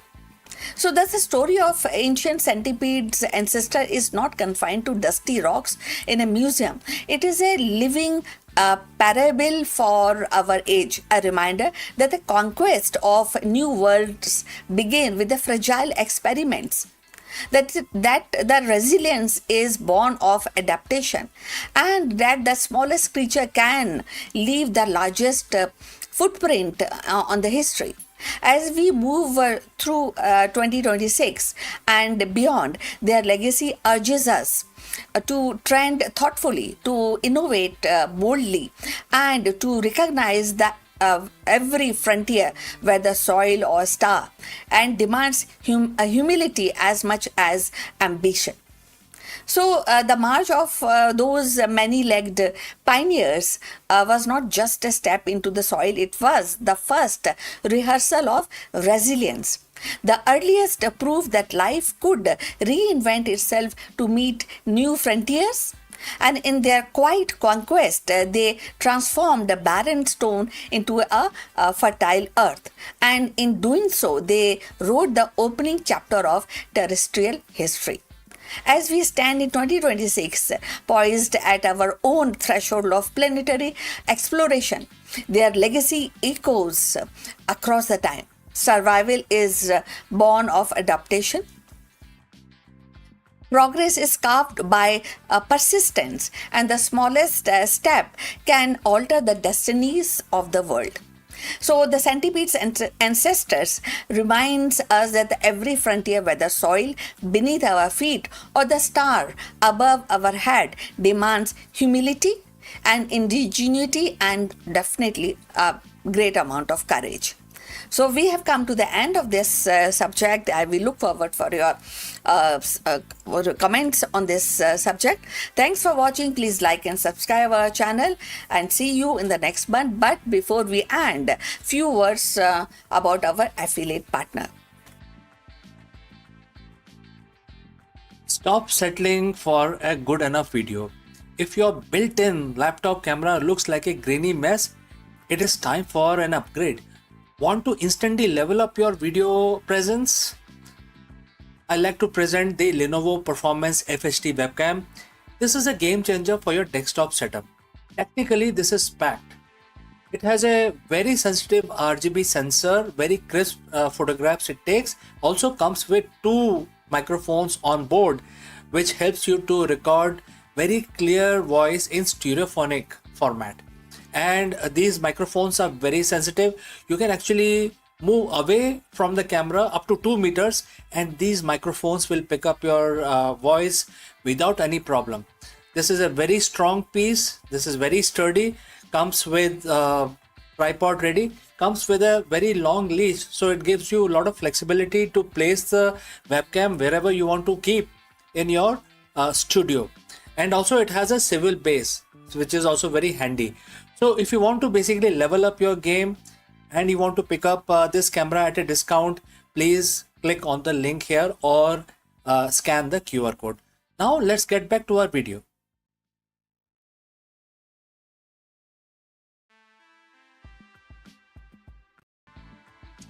Every CEO knows the feeling. It is 2 p.m. and the market is dipping. A key executive just resigned and your board is asking for a pivot. In this moment, your heart rates climb and your mind starts to race. You feel the waver. Most leadership training tells you to look outward for a solution, analyzing the data, check the competition, pivot the strategy. But ancient wisdom suggests that the most effective leader don't look out, they look inwards. Today we are exploring a profound lesson from Bhagavad Gita, chapter 6, verse 21. It's a verse that defines the state of perfection for a yogi. But as we all see that the actual blueprint for the ultimate high pressure performance executive is very well defined in this particular verse. So friends, if you have reached this far, please inform from which city you have tuned in and in which language you are watching this video. This will help us determine the reach of our channel. Alright, let's proceed further. Let's look at the verse itself. It says, on attaining perfection, the yogi sees the soul through the purified mind and experience inner joy. In this joyous state of pure bliss or samadhi, which is beyond comprehension of the senses, he never wavers from the path. And the quote close. There are three key pillars here that applies directly to you as a leader. Number one is the purified mind. So in business, we call this clarity. Number two is beyond the senses. In business, we call this vision. And number three is the unwavering path. And in business, we call this execution. The word suggests that never wavering isn't a result of willpower or being tough. It's a result of a specific internal state called samadhi. The verse state, with seeing through purified mind, what does a dirty or a cluttered mind look like for a CEO? It's a mind filled with noise, fear of failure, the egos and need for validation. Also, distraction of the short-term gains. All the distraction that you may get because of the short-term gains. When your mind is cluttered, you aren't seeing reality. You are seeing a projection of the reality. You react to the news rather than responding to the truth. Learning in the context of this verse isn't about reading more spreadsheets. It's about purifying the lens. When a leader purifies their mind through meditation, reflection, or radical honesty, they see the soul of the business. They see the core purpose, and when you see the core clearly, the external chaos loses its power, which would eventually distracted you. But then you are, saving yourself from that distraction. Next, the Gita mentions a joy that is beyond comprehension of the senses. This is the part which most business schools miss. We are taught to rely entirely on our senses. What we can see in a report, hear in a meeting, or touch in a product. But the most iconic leaders think like Steve Jobs, Indra Nooyi, or Howard Schultz often made their biggest move based on something beyond the senses. They had an inner conviction that defied the current data. Bhagavad Gita calls this samadhi. For a CEO, this is the flow state. It is that moment where you are so aligned with your purpose that you experience a quiet inner joy even in the middle of a crisis. Why is this joy important? Because if your happiness depends on your stock price, which is a sensory input, you will waver every time the market fluctuates. But if your joy comes from an internal alignment with your mission, you become a bulletproof CEO. The final promise of the verse is the most important, and that is, he never wavers from the path. In the corporate world, wavering is expensive. It leads to confused teams, wasted resources, and lost market share. Leaders waver because they are searching for external certainty. But as verse 21 teaches us, certainty is an inside job. When you have experienced that inner joy and pure bliss of clarity, you no longer need the world to tell you that you are right? You stay the course because you know the course. This isn't stubbornness. Stubbornness is an ego-driven refusal to change. Unwavering leadership is a soul-driven commitment to a truth that you have perceived through clear mind. So how do you apply this today? You don't need to move to Himalayas to find that state. You find it in the micro moments of your day. Before your next meeting, take 2 minutes to purify the lens. Strip away the ego and the fear. Ask, what is the core truth here? When things go wrong, check your joy. If your peace is gone, you have slipped back into the world of senses. Reconnect with your why. Commit to the path. Once you see the truth through a clear mind, trust it. The best leaders never waver because they aren't following the world. They are leading from a place where the world cannot touch them. So, friends, go forth and lead with that unshakable clarity. We have come to the end of our lesson today. Before I close this session, a word about our affiliate partner. Stop settling for a good enough video. If your built-in laptop camera looks like a grainy mess, it is time for an upgrade. Want to instantly level up your video presence? I like to present the Lenovo Performance FHD webcam. This is a game changer for your desktop setup. Technically, this is packed. It has a very sensitive RGB sensor, very crisp photographs it takes. Also comes with 2 microphones on board, which helps you to record very clear voice in stereophonic format. And these microphones are very sensitive. You can actually move away from the camera up to 2 meters and these microphones will pick up your voice without any problem. This is a very strong piece. This is very sturdy.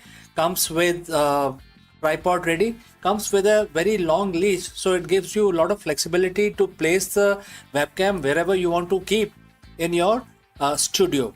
And also it has a swivel base, which is also very handy. So if you want to basically level up your game and you want to pick up this camera at a discount, please click on the link here or scan the QR code. Now let's get back to our video. Hello दोस्तों, नमस्कारम। आप सभी का स्वागत है। और आज सोमवार है, 29 जून है। तो आज को सबको पता है कि जो सोमवार का जो दिन होता है वो भगवान शंकर के लिए समर्पित होता है। तो आज के दिन हम उनकी पूजा, उनकी स्तुति कर सकते हैं। तो आज हम अपना दिन शुरू करेंगे भगवान शिव की आराधना करके। और हर रोज की तरह हम इस एक मंत्र का उच्चारण करेंगे। आप भी मेरे साथ जुड़ें और इस मंत्र का उच्चारण करें। 11 दफा करेंगे। ये मैं काउंटर यूज करता हूँ, आप देखिए। आप जैसे मर्जी करना चाहें कर सकते हैं, आप माला का इस्तेमाल करें, लेकिन याद रहे 11 दफा करना है। और तो चलिए हम भगवान का नमन करते हैं, हाथ जोड़ के उनका ध्यान करते हैं। और अब हम अपना मंत्र चालू करते हैं। ये महामृत्युंजय का मंत्र होगा। दोस्तों चलिए आंखें बंद कर लीजिए और अपना जाप शुरू कर दीजिए। ओम त्र्यंबकम यजामहे सुगंधिम पुष्टिवर्धनम उर्वारुकमिव बन्धनान् मृत्युर्मोक्षीयमामृतात् सद्योजातं प्रपागामि भगवन्तं मृत्युं जय शिवम् आवाहयामि। ओम त्र्यंबकम यजामहे सुगंधिम पुष्टिवर्धनम उर्वारुकमिव बन्धनान् मृत्युर्मोक्षीयमामृतात् सद्योजातं प्रपागामि भगवन्तं मृत्युं जय शिवम् आवाहयामि। ओम त्र्यंबकम यजामहे सुगंधिम पुष्टिवर्धनम उर्वारुकमिव बन्धनान् मृत्युर्मोक्षीयमामृतात् सद्योजातं प्रपागामि भगवन्तं मृत्युं जय शिवम् आवाहयामि। ओम त्र्यंबकम यजामहे सुगंधिम पुष्टिवर्धनम उर्वारुकमिव बन्धनान् मृत्युर्मोक्षीयमामृतात् सद्योजातं प्रपागामि भगवन्तं मृत्युं जय शिवम् आवाहयामि। ओम त्र्यंबकम यजामहे सुगंधिम पुष्टिवर्धनम उर्वारुकमिव बन्धनान् मृत्युर्मोक्षीयमामृतात् सद्योजातं प्रपागामि भगवन्तं मृत्युं जय शिवम् आवाहयामि। ओम त्र्यंबकम यजामहे सुगंधिम पुष्टिवर्धनम उर्वारुकमिव बन्धनान् मृत्युर्मोक्षीयमामृतात् सद्योजातं प्रपागामि भगवन्तं मृत्युं जय शिवम् आवाहयामि। ओम त्र्यंबकम यजामहे सुगंधिम पुष्टिवर्धनम उर्वारुकमिव बन्धनान् मृत्यो मोक्षीय महामृतात् सज्ञो जातम प्रपागमी भगवंत मृत्युम जय शिवम अभयामी। ओम त्र्यंबकम मजामहे सुगंधिम पुष्टिवर्धनम उर्वाकरूपमेव बन्धनान् मृत्यो मोक्षीय महामृतात् सज्ञो जातम प्रपागमी भगवंत मृत्युम जय शिवम अभयामी। ओम त्र्यंबकम मजामहे सुगंधिम पुष्टिवर्धनम उर्वाकरूपमेव बन्धनान् मृत्यो मोक्षीय महामृतात् सज्ञो जातम प्रपागमी भगवंत मृत्युम जय शिवम अवयामी। ओम त्र्यंबकम मजामहे सुगंधिम पुष्टिवर्धनम उर्वाकरूपमेव बन्धनान् मृत्यो मोक्षीय महामृतात् सज्ञो जातम प्रपागमी भगवंत मृत्युम जय शिवम अवयामी। ओम त्र्यंबकम मजामहे सुगंधिम पुष्टिवर्धनम उर्वाकरूपमेव बन्धनान् मृत्यो मोक्षीय महामृतात् सज्ञो जातम प्रपागमी भगवंत मृत्युम जय शिवम अवयामी। तो हमारी पूजा आज 29 जून की सोमवार की समाप्त होती है। तो अब हम अपना दिन शुरू करेंगे। आपका दिन भी मंगलमय रहे और लाभ की तरह बढ़े, इस कामना के साथ मैं आपसे अब अनुमति चाहता हूँ। मिलता हूँ अगले ही वीडियो में जल्द ही।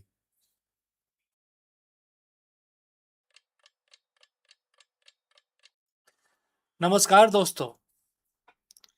श्री गुरु चरण सरोज रज निजमन मुकुर सुधार बरनव रघुवर बिमल जसु जो दायक फल चार बुद्धिहीन तनु जानु के सुमरो पवन कुमार बल बुद्धि विद्या देहु मोहे हरेहु कलेश विकार।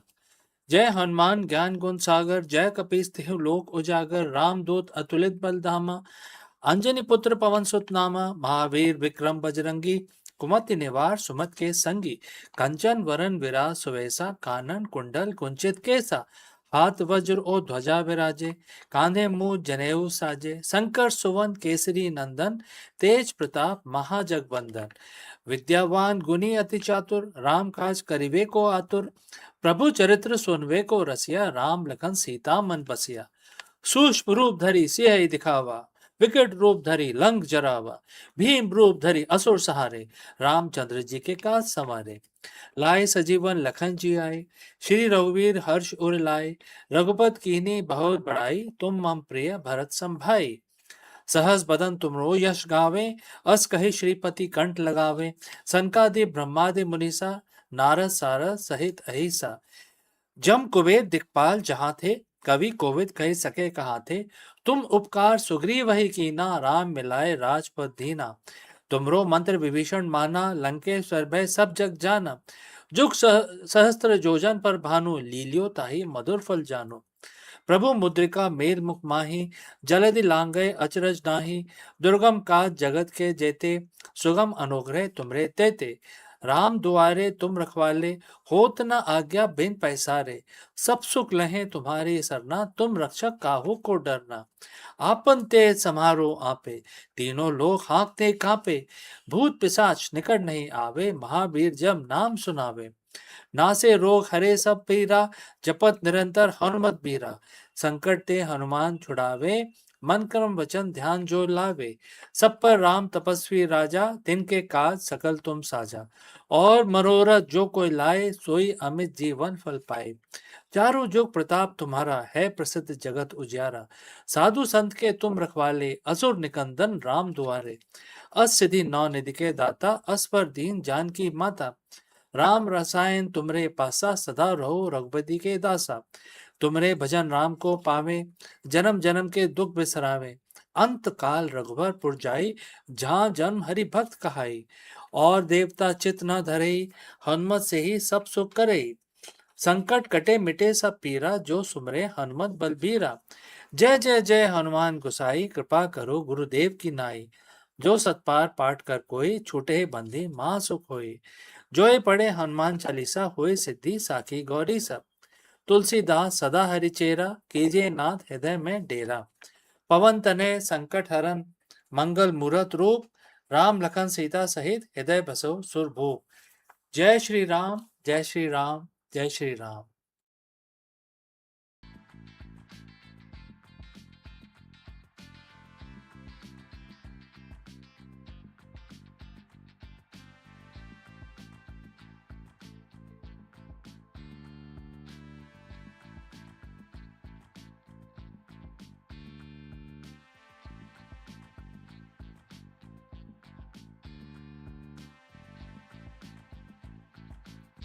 Hello friends, in this video we bridge the gap between the ancient Vedic wisdom and the modern corporate strategy. We dive deep into Bhagavad Gita where Bhagwan Krishna warns that those without faith in this dharma are bound to the cycle of birth and death. For the modern CEO, this isn't just a spiritual philosophy, it's a warning about the strategic stagnation. If you lack the conviction in the dharma of continuous learning and adaptation, your business is destined to repeat the same failures, hire the same wrong people, and miss the same market shift over and over again. Let us discuss this further. Think about your last 3 major business failures: the missed quarterly target, the product launch that fizzled out, and the star hire who ended up being a toxic culture fit. Now, look closer. Do they share a pattern? Most CEO believes they are facing new challenges every day. But if you strip away the tech stack and the industry jargon, you often find that the leaders are simply reliving the same mistake in different costumes. In the business world, we call this stagnation. In the ancient wisdom, it is called the infinite loop. Today, we are exploring the profound warning from Bhagavad Gita, specifically mentioned in chapter 9, verse 3, and how it explains why some leaders evolve while others are destined to stay trapped in a cycle of birth and death within their own careers. So, friends, if you have reached this far, please inform us from which city you have tuned in and in which language you are watching this video. This will help us determine the reach of our channel. Alright, let's proceed further and let's look at the verse itself. And the quote starts: "Those who lack faith in this dharma, O scorcher of foes, do not attain me. They return to the path of cycle and death of the world." To the CEO, this might sound purely religious, but let's look at the mechanics. The two key terms here are dharma and sansara, which is the cycle. In the leadership context, dharma isn't just religion, it is the essential nature of the fundamental laws of how things work. In business, your dharma is a path of truth, adaptation, and the value creation. Sansar is the infinite loop. It is a cycle of being born, struggling, dying, and being reborn to do it all over again because you didn't learn the lesson the first time. What does it looks like when a CEO is stuck in the cycle of death and rebirth? It looks like the company that pivots every 6 months but never changes its internal culture, and it's a leader who fires the sales team because the revenue is down, only to hire a new team and manage them with the same flawed processes. I'm sure we have all seen this. When Bhagwan Krishna says these souls return again and again, he is describing the cycle of failure. You die in one market, you are reborn in a new venture. But because you haven't changed your fundamental approach, your dharma, you carry the same karmic baggage into the new company. You aren't growing, you're just repeating. You're stuck in the cycle of birth and death, which is mrityu sansar, and the path of recurring professional death. The verse says that the cause of this loop is the lack of faith. In modern business, the faith is often dismissed as weakness. We want data, we want KPIs, but Krishna is talking about Shraddha, a deep-seated conviction in the path of growth. For a CEO, faith in dharma means faith in truth, having the courage to look at the ugly data and not hiding behind the vanity metrics. Faith in learning, believing that your current knowledge is insufficient of your future goals. Faith in people, moving away from micromanagement and trusting the collective dharma of your team. Without this faith, leaders become cynical. They stop innovating.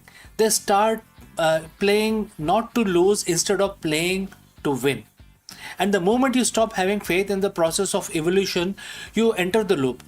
You become unattainable to the ultimate goal, which in business is the legacy. So, friends, how do you break this cycle? How do you stop being born again into the same business problem?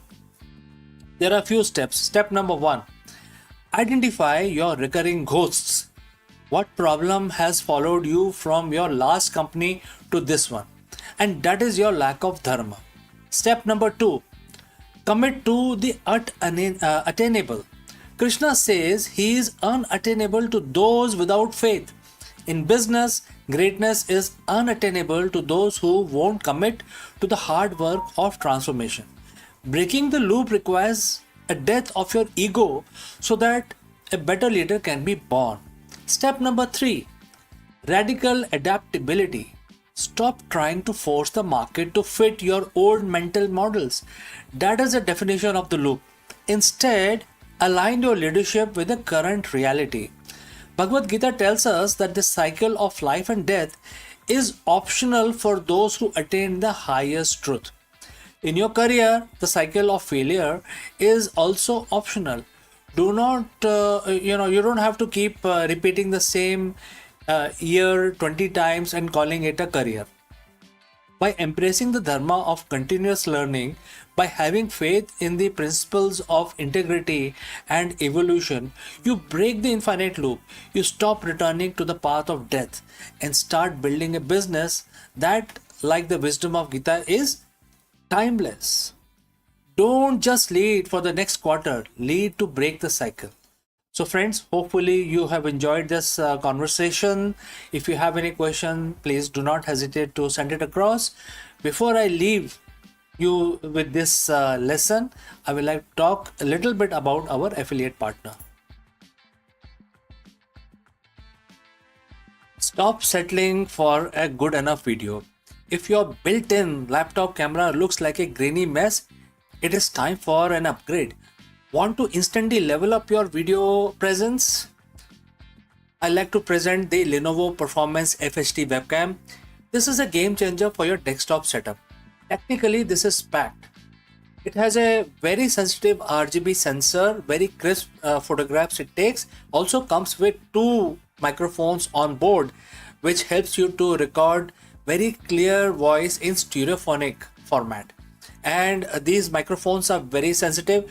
You can actually move away from the camera up to 2 meters and these microphones will pick up your voice without any problem.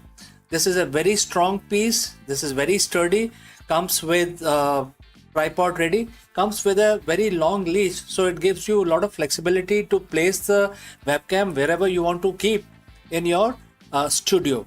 And also it has a swivel base, which is also very handy.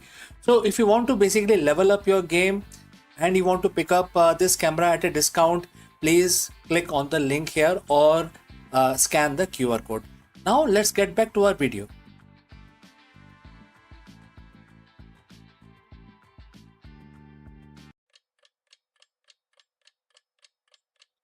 Hello friends and namaskar. Let me ask you, are you leading your company through a chaos or are you creating a legacy that transcends market volatility? In this video, we decode the profound wisdom found in Bhagavad Gita and try to answer this question. For a CEO, this isn't just a philosophical statement. It's a master class in resilient leadership. And therefore, in this video, we will discover why the greatest business leaders operate from a place of eternal perspective and shedding the fear of failure and illusion for gaining total control. Let's go and discuss this further. Every day as a CEO, you wake up to the same pressure, and that is the numbers. The quarterly target, the market volatility, the competition, the fear of losing market share, losing your edge, or even losing your company. We treat business like a battleground where one wrong move results in total destruction. But what if I told you that the fear of business and all other fears are rooted in a fundamental misunderstanding of the reality. Today we are stepping beyond the balance sheet and we are looking at 5,000-year-old secret from Bhagavad Gita that changes everything about how you lead, how you decide, and how you survive. So friends, if you have reached this far, please inform us from which city you have tuned in and in which language you are watching this video. This will help us determine the reach of our channel. Alright, let's proceed further.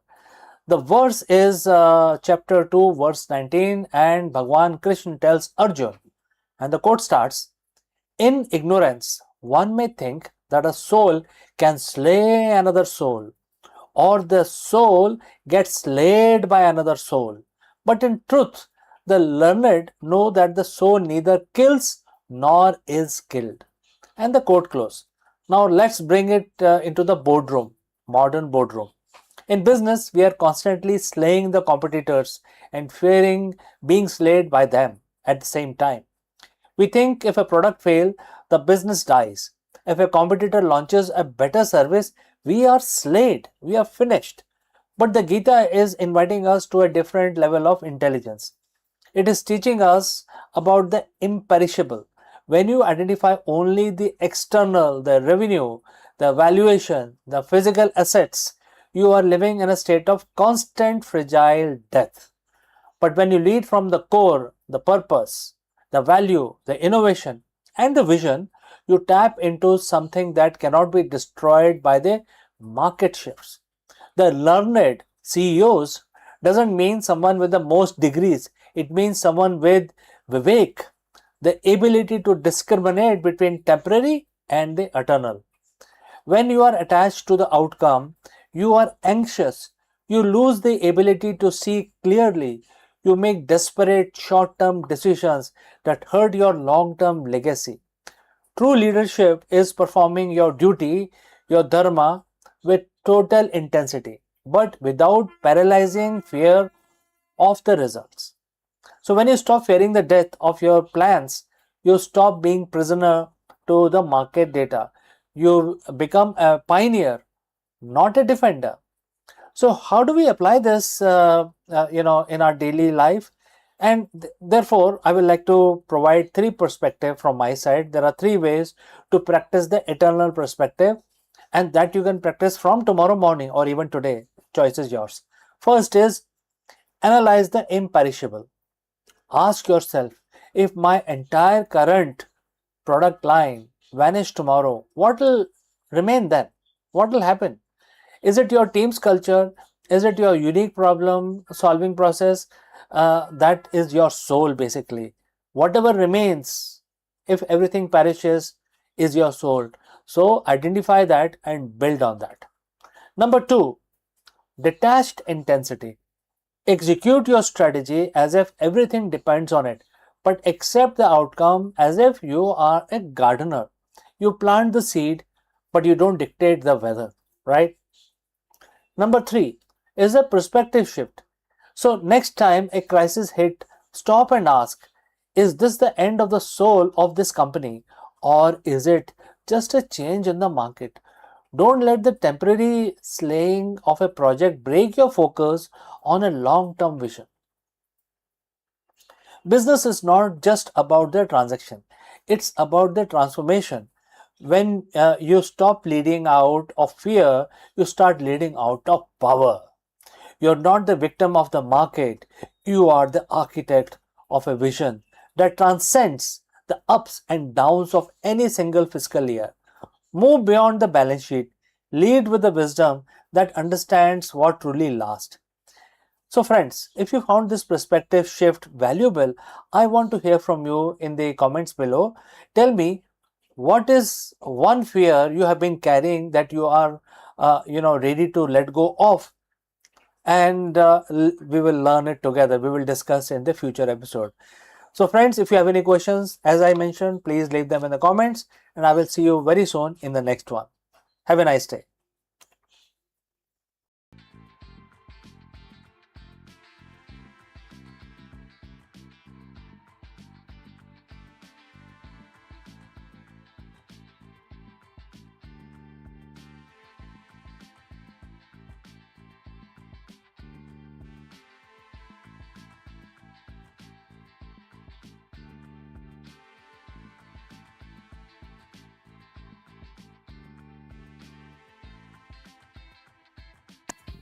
In the vast heritage of Indian science, where sages mapped the stars and healers preserved life, Shalihotra stands as world's first veterinary doctor. His Shalihotra Samhita, composed over 2 millennia ago, transformed the care of horses from battlefield necessity into a discipline of compassion and precision. In 2026, his vision feels strikingly modern, reminding us that the true science serve not only the progress but empathy for all living beings. So let us find out more about Shalihotra, the veterinary doctor. In the annals of ancient Indian science, where the sages mapped the stars and physician healed the body, one figure stands out for turning his gaze towards the animal kingdom. Shalihotra, often hailed as the father of veterinary science, lived around 3rd century BC and composed Shalihotra Samhita, a monumental text devoted to the care and treatment and the anatomy of horses. At times when horses were the lifeblood of armies, agriculture, and trade, his work was not merely technical, it was civilizational. As Shalihotra Samhita contained over 12,000 verses detailing diseases, surgical procedures, and preventive care for horses. It described dental structure, hoof condition, and even the psychology of these animals. Shalihotra's approach was holistic. He saw the horses not as a machine of war, but as a living being whose health was intertwined with human destiny. His text became a cornerstone for veterinary knowledge across Asia, influencing later traditions in Persia, Arabia, and beyond. So if you have reached this far, please inform us from which city you have tuned in and in which language you are watching this video. This will determine the reach of our channel. So taking this subject forward, in 2026, Shalihotra's legacy feels strikingly relevant. In an age where veterinary science has expanded to genetics, biotechnology, animal welfare, and his emphasis on compassion and systematic observation resonate deeply.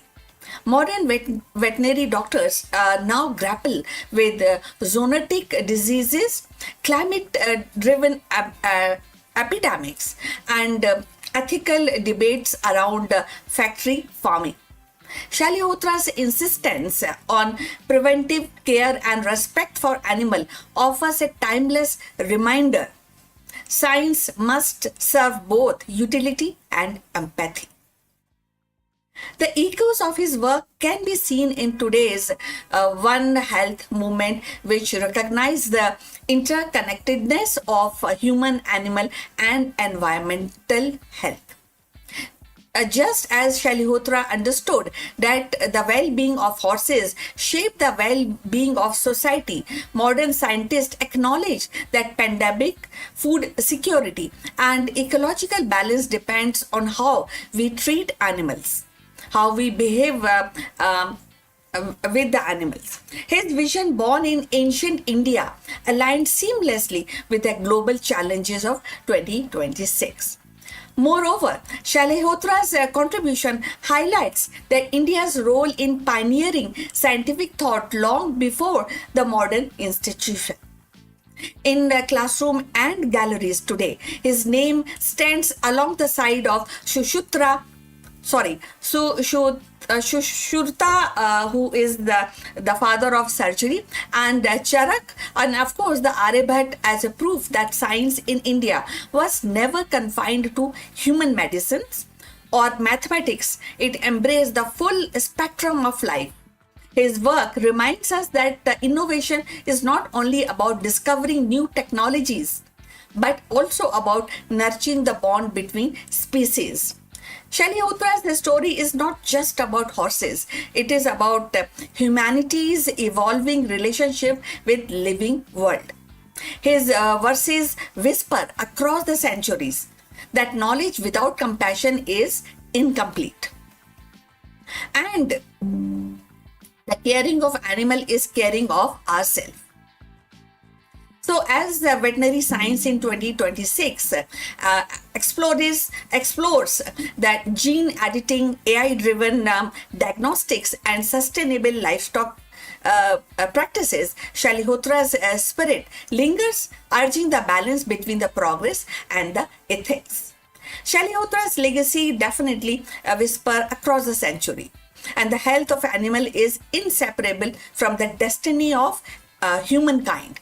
As veterinary science embrace AIs and genetic therapies and One Health initiative in 2026, his timeless wisdom endures, urging balance between innovation and compassion. So now we have come to the end of this subject, this live streaming.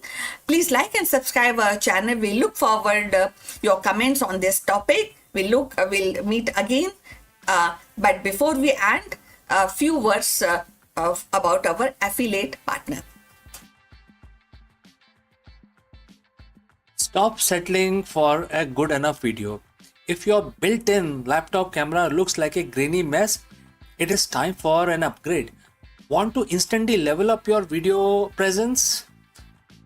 I like to present the Lenovo Performance FHD webcam. This is a game changer for your desktop setup. Technically, this is packed.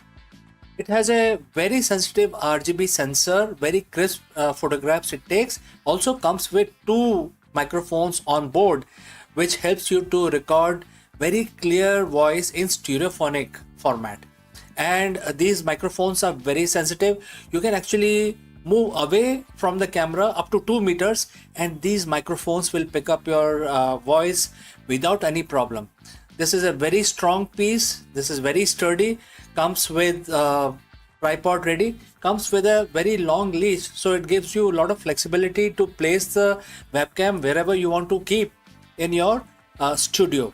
And also it has a swivel base, which is also very handy.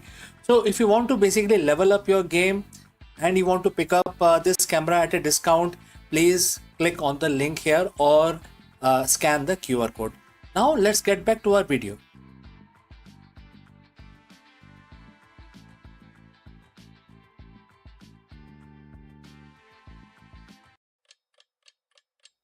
Hello दोस्तों, नमस्कारम, आप सभी का स्वागत है। आज हमारे सामने एक बहुत ही इम्पोर्टेंट क्वेश्चन है जिसका आंसर हमें ढूंढना बहुत ही जरूरी है। ये क्वेश्चन है, क्या आज के आधुनिक बिजनेस वर्ल्ड में धर्म और रणनीति का कोई स्थान है या कोई स्थान रह गया है? इस क्वेश्चन का आंसर बहुत ही इंपॉर्टेंट है और हमें इसका डिस्कशन करना है। चलिए आगे बढ़ते हैं। एक सीईओ के रूप में अनिश्चितता और कठिन निर्णयों के बीच आप अपना कर्तव्य कैसे निभा सकते हैं? इस वीडियो में हम भगवत गीता की सहायता लेंगे और हम जानेंगे कि भगवान कृष्ण ने हमें क्या सीख दी है और इस इम्पोर्टेंट सवाल का आंसर खोजने में हम भगवत गीता की सहायता लेंगे। चलिए आगे बढ़ते हैं। एक सीईओ की कुर्सी जो होती है काफी चमकदार होती है, बहुत ही अट्रैक्टिव होती है, लेकिन इसके पीछे बहुत ज्यादा अनसर्टेनिटी होती है, तनाव, हर दिन के जीवन के कठोर निर्णय। वो ये केवल वही जानता है जो उस कुर्सी पे बैठता है। जब जाने कि कोई लीडर है जो बहुत ही हाई हॉट सीट पे बैठा हुआ है। क्या आपने कभी इसको महसूस किया है कि आपकी सारी स्ट्रेटेजी फेल हो रही है? मार्केट गिरता ही जा रहा है, आप समझ नहीं पा रहे क्या करना है, टीम बिखरने लगी है और सब कुछ गलत हो रहा है और इसके बीच में एक लकीर खींची हुई है। आप उस लकीर पे क्या करना है वो आप तय करते हैं एज ए सीईओ। आज हम किसी मैनेजमेंट बुक की बात नहीं करेंगे। आज हम बात करेंगे दुनिया के सबसे पुराने, सबसे प्रभावशाली लीडरशिप गाइड भगवत गीता और खास तौर पे अध्याय 2 चैप्टर 2 श्लोक 31 में, जिसमें किसी भी सीईओ के लिए किसी वेपन की जो सीख दी गई है किसी वेपन से कम नहीं है। एक स्ट्रेटेजिक मास्टर क्लास की तरह ये हमारे सामने है। और इसका सीधा अर्थ है, अगर हम इस कोट को पढ़ें, इस वर्ष को पढ़ें, और कोट स्टार्ट्स, अपने क्षत्रिय धर्म, अपने यानी कि अपने कर्तव्य को देखते हुए भी तुम्हें विचलित नहीं होना चाहिए, क्योंकि धर्म के लिए ही, न्याय के लिए ही युद्ध करने से बेहतर एक योद्धा के लिए और कुछ भी नहीं है। And the quote close. तो दोस्तों, अगर आप यहाँ तक पहुंचे हैं तो हमें कमेंट करके ज़रूर बताएं कि आप कौन सी सिटी से, कौन सी कंट्री से हमारे साथ जुड़ रहे हैं और किस लैंग्वेज में हमारा वीडियो देख रहे हैं। तो चलिए आगे बढ़ते हैं। अब एक सीईओ के तौर पे आप सोचेंगे, मैं युद्ध कैसे कर सकता हूँ, मैं तो बिजनेस कर रहा हूँ। लेकिन जरा रुकिए, आज का बाजार किसी कुरुक्षेत्र से कम नहीं है और यहाँ पे कट थ्रोट कंपटीशन होता है। नैतिकता बनाम मुनाफा और टीम के बजाय टीम को बचाए रखने के लिए जद्दोजहद, क्योंकि टीम आपका कॉम्पिटिटर ले जाएगा। तो यही तो वो युद्ध है जो हमें हर दिन लड़ना होता है। सो इस श्लोक में बोला गया है कि क्षत्रिय अर्थ केवल वो नहीं जो तलवार उठाता है, इसका अर्थ वो है जो व्यक्ति जिम्मेदारी लेने से नहीं डरता। जब गीता में भगवान कृष्ण ने अर्जुन से कहा कि तुम विचलित मत हो, तो वो एक सीईओ को सिखा रहे हैं, एक सीईओ की तरह उनको सिखा रहे हैं और बोल रहे हैं कि आपको विचलित नहीं होना है, कितनी भी बड़ी मार्केट रियलिटी आपके सामने हो। और इन डिसीजन का अंत होना चाहिए। जब कोई बड़ा फैसला लेना हो तो आप स्वधर्म, अपनी जैसे कि अपनी कंपनी के विजन और मूल्यों को देखें, और अगर फैसला सही है तो परिणाम से मत डरें, डर का त्याग करें, अर्थात कांपना छोड़ें। एक सीईओ को का डर पूरी टीम में फैल जाता है। अगर आप डरे हुए हैं तो आपकी रणनीति भी डरी हुई होगी, क्योंकि न्याय के लिए खड़ा होना है, अक्सर मार्केट में टिके रहने के लिए और अनिकता, जिसको अनएथिकल बोलते हैं, रास्ते कई दफ़ा अपना लेते हैं कई लोग, क्योंकि खड़ा रहना है और अनएथिकल जो रास्ता होता है वो थोड़ा सा आसान दिखता है। श्लोक कहते हैं कि अधर्म के खिलाफ लड़ना आपका धर्म है। यही आपकी स्ट्रैटेजी होनी चाहिए कि आपके मुनाफे से पहले आपकी वैल्यूज़ को आपको सामने रखना होगा।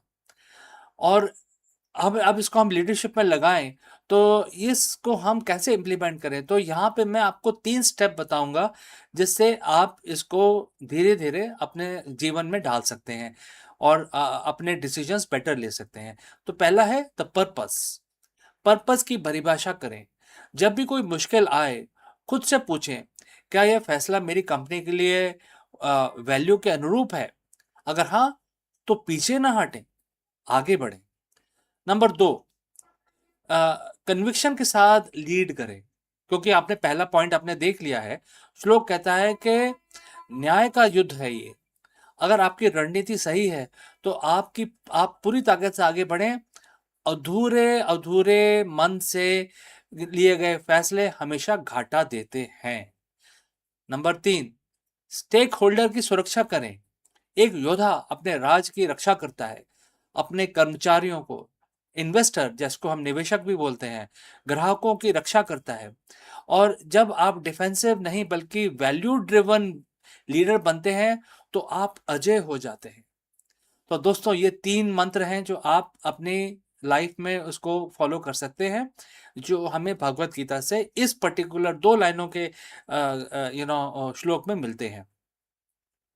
दोबारा से बोलता हूँ, चैप्टर 2 श्लोक 31, और आपको यह याद दिलाता है कि आप एक सीईओ ही नहीं, आप एक लीडर हैं जिसे न्याय और प्रगति के लिए खड़ा होना है। आज अपने बोर्ड रूम में जाने से पहले बस ये याद रखें कि जो कंडीशंस हैं वो कितनी भी कठिन हो, अगर आपका धर्म, आपका कर्तव्य और नैतिकता आप के रास्ते पे आप चल रहे हैं तो हारने का कोई सवाल ही नहीं पैदा होता।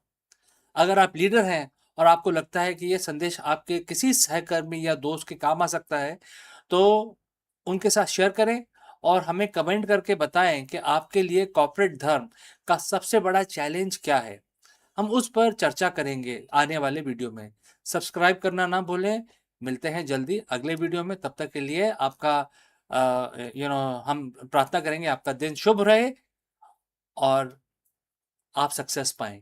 Thank you. नमस्कार।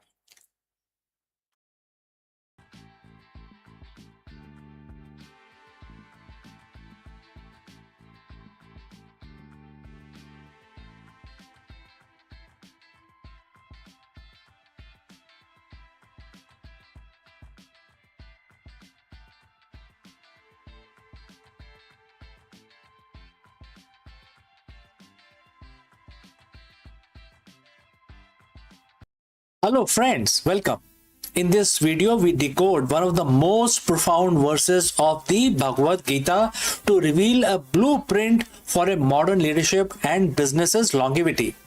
While the most CEO fear the end of a market cycle or the disruption of their industry, the Gita teaches that dissolution is simply the precursor to a more powerful manifestation. Let us go and discuss this further. Every CEO, every founder, every leader share a common nightmare. That is the end. The end of a product relevance, the end of a market cycle, the end of an era. We spend billions on R&D and strategy just to stave away and stave off the inevitable moment when what we have built is no longer enough. We treat disruption like an enemy and therefore it has to be defeated. But what if the end wasn't a failure? What if it was a biological, even cosmic necessity? Today we are bridging the gap between the modern boardroom and the ancient Vedic philosophy. We are looking at chapter 9, verse 7 of the Bhagavad Gita, where Bhagwan Krishna reveals a concept that can transform your lead, you can scale, and most importantly, how you can pivot. Welcome to the Eternal Pivot Leadership Lessons from the Cycle of Kalpa. So friends, if you have reached this far, please inform us from which city you have tuned in and in which language you are watching this video. This will help us determine the reach of our channel. Alright, let's look at the verse. The text says, and in this context, Bhagwan Krishna says to Arjun, quote starts, every material being enter into me at the end of every cycle of Kalpa or a millennium. O Kaunteya, I send them back again at the beginning of the next cycle. Quote close. To understand this, for business, we need to understand two terms, Kalpa and dissolution. A Kalpa is a massive cycle of time, a cosmic fiscal year or a grand scale. At the end of this cycle, everything, the stars, the planet, the souls, merges back into the source. Nothing is destroyed in the scene, in a sense of vanishing into nothingness. It is simply pulled back into a state of potential. You know potential energy? Right. Then Bhagwan Krishna says, I send them back again. This is a first great leadership lesson. Existence is cyclic, not linear. In business, we often try to force linear growth forever. But the Gita reminds us that everything that manifests must eventually be pulled back into the source, which is the core idea, the raw talent, the capital, etc., before it can be projected outward again in a better, more evolved form. Why do legacy companies fail? Because they try to fight the end of their kalpa. Think of Kodak, Nokia, or Blockbuster. They viewed their current form, their specific product, as permanent.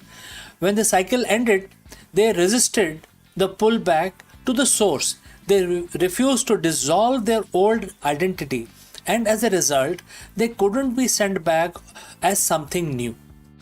As a leader, your job is to identify when a cycle is closing. Is your current business model is being that has reached the end of the kalpa, or holding on to strategic simply because it worked in the last millennium? Very profound question, isn't it? I think all of you can try and answer in your business. Bhagwan Krishna wisdom here is about strategic detachment. He doesn't mourn the end of kalpa. He facilitates it because he knows the next cycle is already planned. A Gita aligned CEO doesn't see a market crash as a catastrophe. They see it as the universe clearing the whiteboard for a new, more efficient design. So how do you apply this? We call it the eternal pivot. The eternal pivot is the ability to withdraw your energy, resources, and talent from a dying cycle and bring them back to the source, which in your case is your core purpose. When you pivot, you aren't changing who you are changing how you manifest. There are several things that you need to take care. First, identify the end of the cycle signal. High customer acquisition cost, stagnation in innovation, or a shift in the cultural values. These aren't just problems, they are the kalpa signals. Number two, embrace the dissolution. Don't just fix a broken department. Sometimes you have to dissolve it completely. Let the talent and the capital return to the center. Number three, remanifestation. Ask yourself, if you were starting from scratch today with the wisdom of the past, what would I send back into the world? This is exactly what Krishna does. He doesn't just repeat the previous cycle. He sent beings back again, fresh, renewed, and ready for the new era. Leading from the verse 7 means leading with a cosmic perspective. It removes the ego from the pivot. If you believe you are your current product, a pivot feels like a personal death. But if you see yourself as the facilitator of the cycle, like Bhagwan Krishna of your organization, then the pivot becomes your greatest act of creation. You become a leader who's unshakable. When the industry is in chaos, you are calm because you understand the mechanics of the kalpa. You know that for something to be born, something must first return to the source. You aren't just managing people, you are managing the rhythm of evolution. Next time when you face a major transition, a failed venture, or a shifting market, don't look at it as an ending of the your career, etc. Look at it through the lens of chapter 9 and verse 7. The cycle is closing so that the new one can begin. Your material being, your current project, is just returning to you so that you can send it back out, stronger, wiser, and more aligned with the future. Master this cycle, embrace the dissolution, and always be ready for the next kalpa. So friends, thanks for watching and thanks for listening. Now you go forth and lead the next cycle. If you have any questions, please feel free to send it across. Before I leave you today, a word about our affiliate partner. Stop settling for a good enough video. If your built-in laptop camera looks like a grainy mess, it is time for an upgrade. Want to instantly level up your video presence? I like to present the Lenovo Performance FHD webcam. This is a game changer for your desktop setup. Technically, this is packed. It has a very sensitive RGB sensor, very crisp photographs it takes. Also comes with 2 microphones on board, which helps you to record very clear voice in stereophonic format. And these microphones are very sensitive. You can actually move away from the camera up to 2 meters and these microphones will pick up your voice without any problem. This is a very strong piece. This is very sturdy.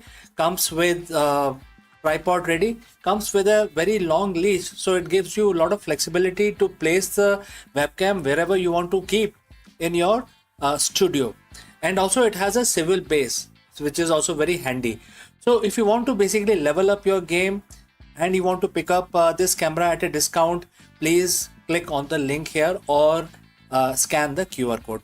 Now let's get back to our video.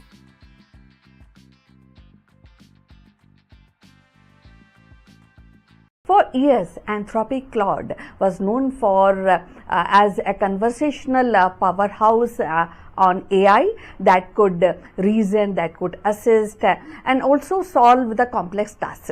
But today, in 2026, the company has decided to redraw the boundaries of creativity.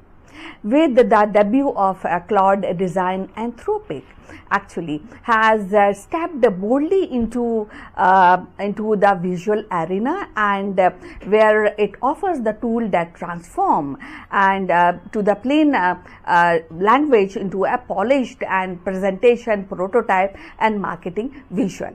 This is not just another AI feature, but it is reimagination of how the idea takes shape. No templates, no plain canvases, just words flowing into images.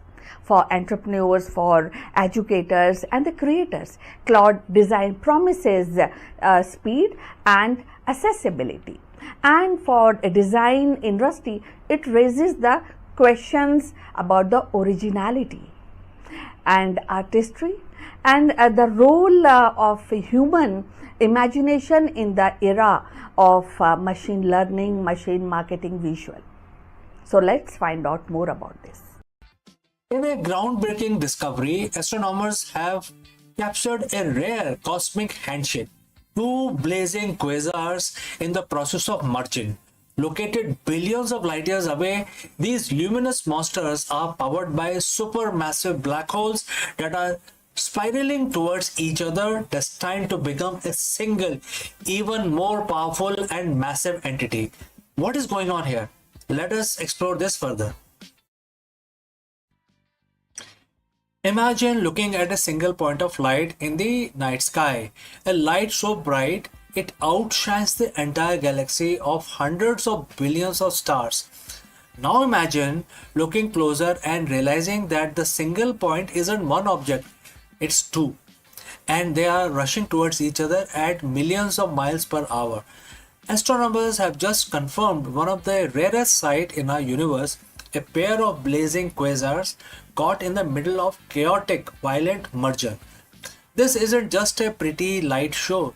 It is a snapshot of the early universe, a time when the galaxies were still young and messy. Today we are going to peel back the layers of this discovery. We will talk about what is quasar actually is, how we found these two needle and haystack twins, and why this discovery might be a crystal ball looking into the future of our own Milky Way. So friends, if you have reached this far, please inform us from which city you have tuned in and in which language you are watching this video. This will help us determine the reach of our channel. Alright, let's proceed further. Before we can understand the collision, we have to understand the titans involved here. The word quasar, which is in short for quasi-stellar radio source, to the early telescope of the 1960s, they looked like stars, but they behaved like monsters.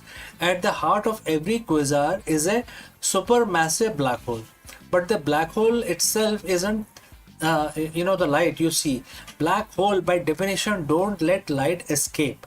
Instead, the glow came from the accretion disk, and as the black hole's gravity pull in massive amount of gas, dust and even entire stars, that material spins around the center like water goes down the drain.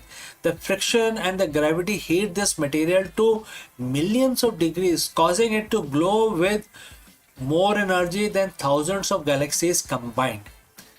They are the ultimate cosmic lighthouses, visible from very edge of the observable universe. When we see a quasar, we are seeing a black hole that is feeding. Finding a single quasar is hard. Finding two that are merging is nearly impossible.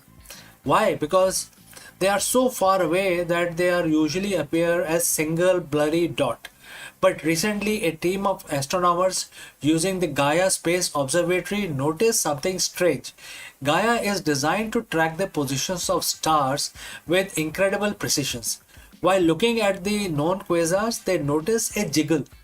The light wasn't moving in space, but its intensity was flickering back and forth between 2 points, like a railroad crossing signal seen from a distance. To confirm their suspicions, they called in the big guns, the Hubble Space Telescope and the Gemini North Telescope in Hawaii. Hubble's sharp eyes revealed that this wasn't just a trick of light or gravitational lensing, where a closer galaxy acts as a magnifying glass. No, these were two distinct massive galaxies, each with its own feeding black holes at the center, physically bound by gravity. They are currently separated by only about 10,000 light years, which in cosmic terms is like two people standing on opposite sides of the living room. This specific pair of quasars is special because of when we are seeing them, because the light takes time to travel. Looking deep into space is like looking back in time. We are seeing these quasars as they were just 900 million years after the Big Bang. This puts them squarely in the epoch of reionization. This was the cosmic dawn, the era when the very first stars and galaxies were turning on and clearly, moving away from the cold, dark hydrogen fog that filled the early universe. Seeing two quasars merging this early tells us that supermassive black holes didn't just grow slowly over billions of years, they grew through violence. They grew by eating each other. This discovery helps scientists refine their simulations of how the universe evolved from a hot soup of particles into a structured web of galaxies that we see today. You might be wondering, that's 12 billion years ago. Why does it matter to us now? Well, the Great Cosmic Collision is a preview of our own destiny. Right now, our galaxy, the Milky Way, is on a collision course with our neighbor, the Andromeda Galaxy. In about 4 to 5 billion years, our two galaxies will begin the same dance these quasars are doing right now. Our own central black hole Sagittarius A star, which is currently quiet and not feeding, might wake up during the merger. And as from a gas from the Andromeda gets shoved into our galactical center, our black hole could ignite, turning a Milky Way into a blazing quasar for an distant alien astronomers to see. The two quasars we're talking about today have likely already finished their merger. In the now of the universe, they are probably one single gargantuan elliptical galaxy with one massive black hole at its core. We are just not catching the echoes of their ancient battle. It reminds us that the universe is not static place. It's a dynamic, evolving, and often violent masterpiece. Every time we find a pair like this, we add another piece to the puzzle of where we came from, where the cosmos is going, etc. So friends, thanks for joining in on this journey across space and time. If you want to keep exploring the wonders of the universe, make sure to hit the subscribe button. Until next time, please keep looking up. Before I part ways, a word from our affiliate partner. Stop settling for a good enough video. If your built-in laptop camera looks like a grainy mess, it is time for an upgrade. Want to instantly level up your video presence? I like to present the Lenovo Performance FHD webcam. This is a game changer for your desktop setup. Technically, this is packed. It has a very sensitive RGB sensor, very crisp photographs it takes. Also comes with two microphones on board, which helps you to record very clear voice in stereophonic format. And these microphones are very sensitive. You can actually move away from the camera up to 2 meters and these microphones will pick up your voice without any problem. This is a very strong piece. This is very sturdy. Comes with tripod ready. Comes with a very long leash, so it gives you a lot of flexibility to place the webcam wherever you want to keep in your studio. And also it has a swivel base, which is also very handy. So if you want to basically level up your game and you want to pick up this camera at a discount, please click on the link here or scan the QR code. Now let's get back to our video.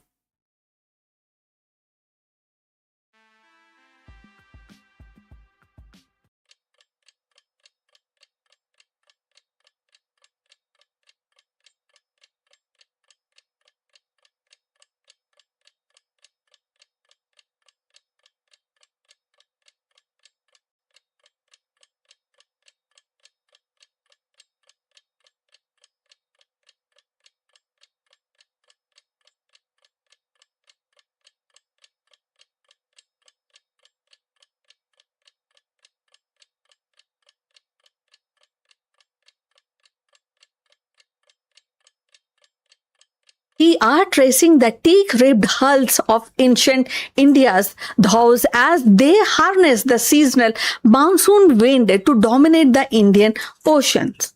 By examining the stitch, joinery, and celestial navigation, we reconstruct how these master shipbuilder outpaced the Roman fleet and establishing the primary maritime arteries that connected the distant civilization long before the colonial age. What if I told you that the ancient Indian maritime technology was centuries ahead of Roman Empire?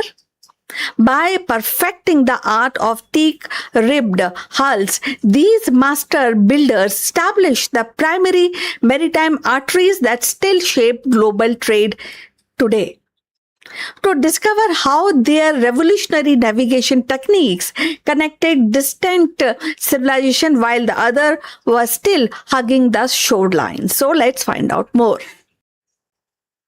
So, hello friends, in 2025, off the coast of Kerala, divers stumbled upon a revelation that shook the foundation of maritime history.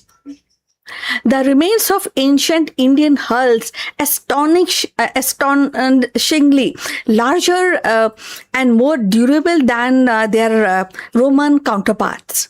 These timber preserved by salt and slit whispered of a forgotten fleet that once ruled the ocean. The mystery deepened when the archaeologists realized these ships had crossed 3,000 miles of open water without a single metal nails, crafted instead with ingenious wooden joinery and coconut fiber lashing that flexed with the wave rather than breaking against them.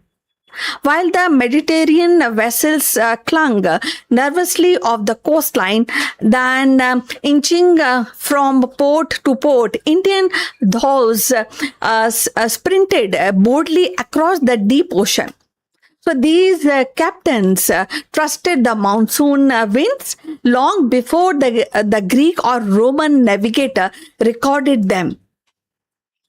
So the so-called Hippolytus wind pattern, named centuries later by outsiders, were already mastered by Indian sailors who timed their voyage with precision, turning the Indian Ocean into a predictable two-way highway. So the secret lay in the physics of the sails, and a triangular marvel that allowed ships to tack against the wind. With these innovations, Indian vessels could slice diagonally across the currents, harnessing the monsoon's rhythm to sail out in one season and return to another. This mastery of seasonal wind was not just technical brilliance. It was a heartbeat of global spice trade. Pepper, cinnamon, and cardamom flowed along these routes, dictating the wealth of empire from Rome to China. Navigation was no less revolutionary. The kamal, a simple wooden tool with a string and a bead, allowed sailors to measure the altitude of pole stars, giving them a precise latitude centuries before the sextant was imagined. The ancient Vedic astronomical texts, once used for ritual timing, were repurposed into a practical maritime charts. So these guides identified safe deep water corridors, enabling Indian captains to bypass the treacherous coastline and storms. In doing so, they laid the foundation for world's first global trade hubs. From Muzeris in Kerala to Lothal in Gujarat, Indian ports became crossroads of civilizations. Roman gold flowed eastwards, Chinese silk westward, and Indian spices northwards, weaving together the Roman Empire and the Han dynasty through the maritime arteries. So these routes were not accidental. They were engineered by generations of Indian sea surfers who understood the ocean as intimidating as farmers understood as soil, you know. So the DNA of these shipbuilding genius survives even today. The modern vessels still echo the principle of flexibility, wind harnessing, and seasonal timing pioneering in Indian Ocean. And as the maritime archaeology in 2026 continues to unearth the hulls, the anchors, and the charts, the narratives of globalization is being rewritten.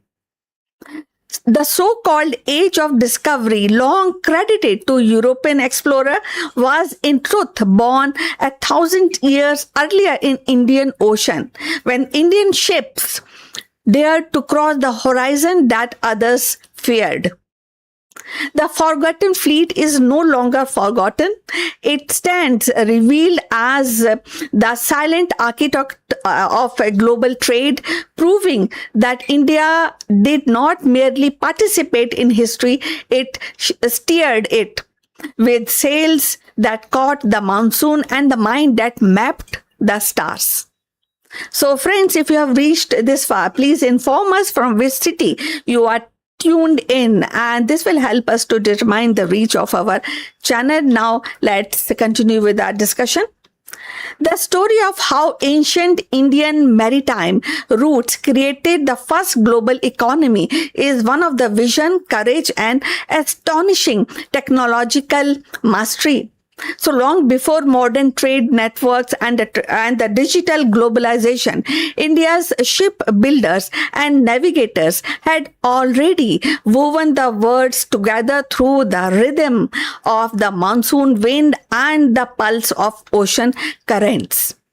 From the harbor to Lothal and Dolaria in the Indus Valley to a bustling port of Kaviripattam and Muziris, the Indian sailor charted the course that connected the Africa, the Arabia, and Southeast Asia and beyond. Their ship crafted with the teak, coconut fiber ropes, and ingenious waterproofing resin were not merely vessels but floating labs of ancient engineering. So these routes carried more than spice and silk. They carried ideas, mathematics, astronomy, and philosophy across the continents. The Indian Ocean became a living map of exchange. Gold from Africa, frankincense from Arabia, silk from China met the cotton, pepper, and gemstone from India. The result was not just commerce, it was a birth of global consciousness. It was again a networking of civilization learning from one to another. The ancient Indian navigator understood the monsoon rhythm so precisely that they could time voyage to harness its power, transforming seasonal wind into an artery of global trade. This maritime brilliance was underpinned by sacred geometry and astronomical precision. Shipbuilders aligned hull design with the cosmic ratio, believing that the harmony between the vessel and the universe ensures safe passage. So their technology was both spiritual and scientific. A fusion that made Indian ships legendary for their durability and speed. By the time the Roman coin began appearing in South Indian port, the world has already entered its first era of global economy, an economy born not in the imperial conquest, but in sharp navigation and mutual exchange. India's maritime routes were the invisible thread that stitched together continents, culture, and destination. So we have reached to the end of this interesting topic.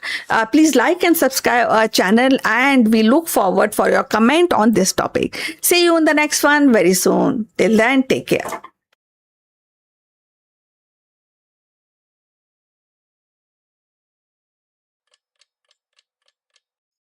नमस्कार दोस्तों, आप सबका स्वागत है। हम अब क्योंकि सोमवार है तो महामृत्युंजय का जाप करेंगे। आंखें बंद कर लीजिए, हाथ जोड़ लीजिए और शंकर भगवान का नमन करिए।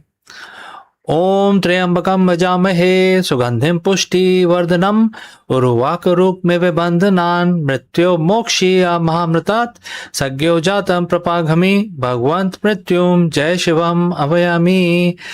ओम त्र्यंबकम यजामहे सुगंधिम पुष्टिवर्धनम उर्वारुकमिव बंधनान् मृत्यो मोक्षीय महामृतात् सज्ञो जातम प्रपाघमि भगवंत मृत्युम जय Shivam अभयामि।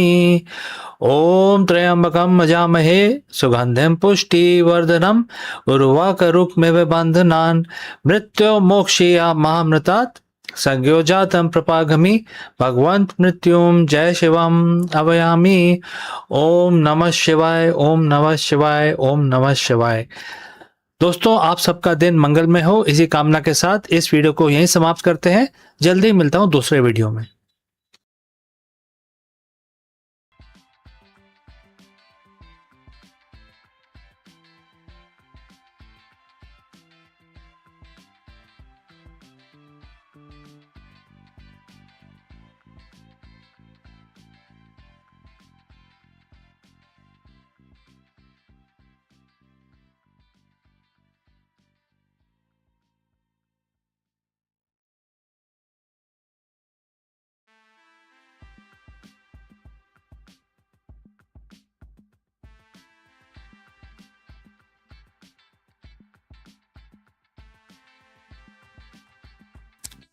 Hello friends, in today's hyper-distracted corporate world, business leaders are facing unprecedented burnout, decision fatigue, and market volatility.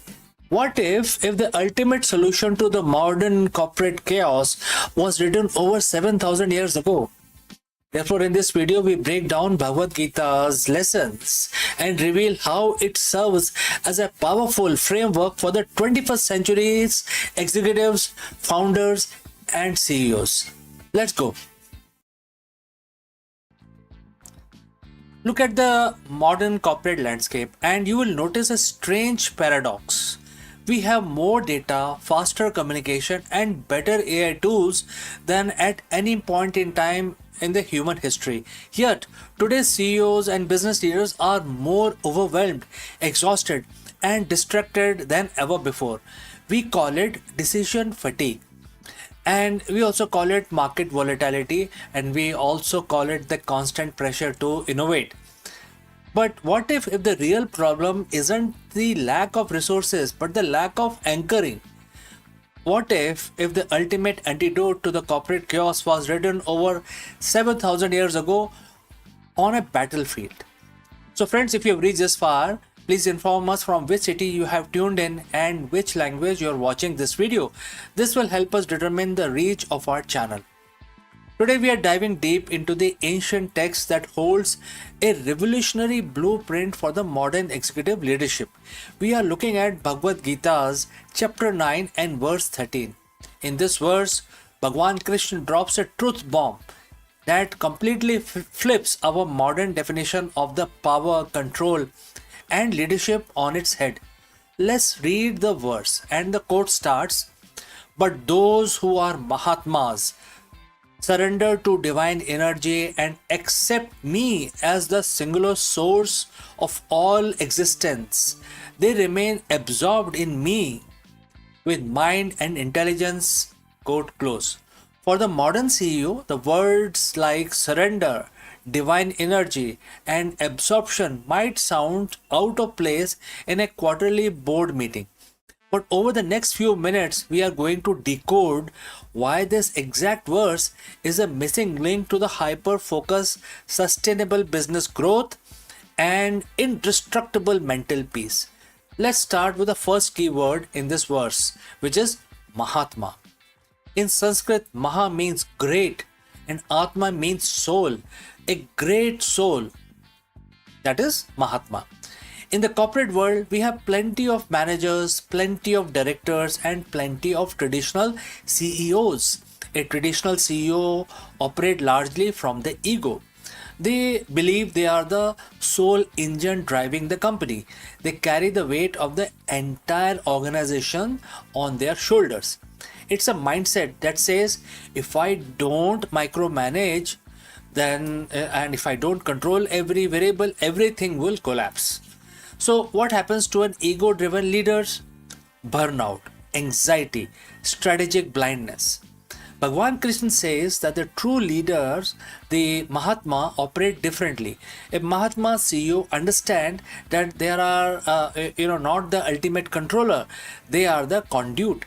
They switch their operating system from ego driven management to purpose driven stewardship. When you view your company not as a personal empire to conquer, but as a vehicle to serve a larger, higher purpose, your relationship with the stress changes completely. You stop reacting to daily market fluctuations with panic and you start leading with deep, unshakable, long term vision. Now, let's look at the most misunderstood word in the business, which is surrender. The verse states surrender to divine energy, right? To the modern executive, surrender sounds like weakness. It sounds like giving up, quitting, or waving the white flag. But in context of Bhagavad Gita, surrender is the ultimate act of strategic power. Think about the concept of flow state in psychology. What athletes call being in the zone. When the elite athlete is in the zone, they aren't overthinking every muscular movement. They are surrendered their rigid, anxious, conscious mind to a deeper, intuitive intelligence. For a CEO, surrendering to a divine energy or a higher cosmic order means acknowledging a fundamental truth. You cannot control the outcome. You can only control the input. When you surrender to the obsessive anxiety over the result, the stock price, the competitor's next move, the macroeconomic shifts, etc., you suddenly free up massive amount of cognitive bandwidth. You stop wasting energy, fighting variable that you cannot change. And your channel 100% of your power into what you can do right now, right? And that is what Bhagwan Krishna means by surrendering to divine energy. It is aligning yourself with the natural flow of reality rather than fighting against it. The verse goes on to say that these great minds accept me as singular source of all existence. They remain absorbed in me with mind and intelligence. Right? This is a masterclass in focus. The biggest enemy of the modern CEO isn't the lack of opportunity. It is an absolute surplus of distraction. It's what the tech theorists call shiny object syndrome. Founders chase every new trend, pivot with every 3 months, scatter their company's energy in 50 different directions. When your mind is scattered, your execution is weaker. But look at the instructions here. Quote starts again, absorbed with mind and intelligence, quote close. When a leader identifies as a singular source, a core, unbinding higher mission for their enterprise and anchor their entire intellect to it, something magical happens. The noise evaporates. Every new partnership purpose filtered through singular source. Every new product line evaluated by core mission. every internal conflicts resolved by the aligning with the higher purpose. So this level of absorption is what separated leaders like Steve Jobs or Elon Musk from average executives. They had an almost spiritual, unwavering obsession with singular vision. They didn't care about standard industry norms. They were completely absorbed in bringing a specific future into reality. When you apply your analytical intelligence alongside a deeper focus mind, you achieve what Gita calls ekagrata, one pointed concentration, and one pointed corporate strategy is virtually unstoppable.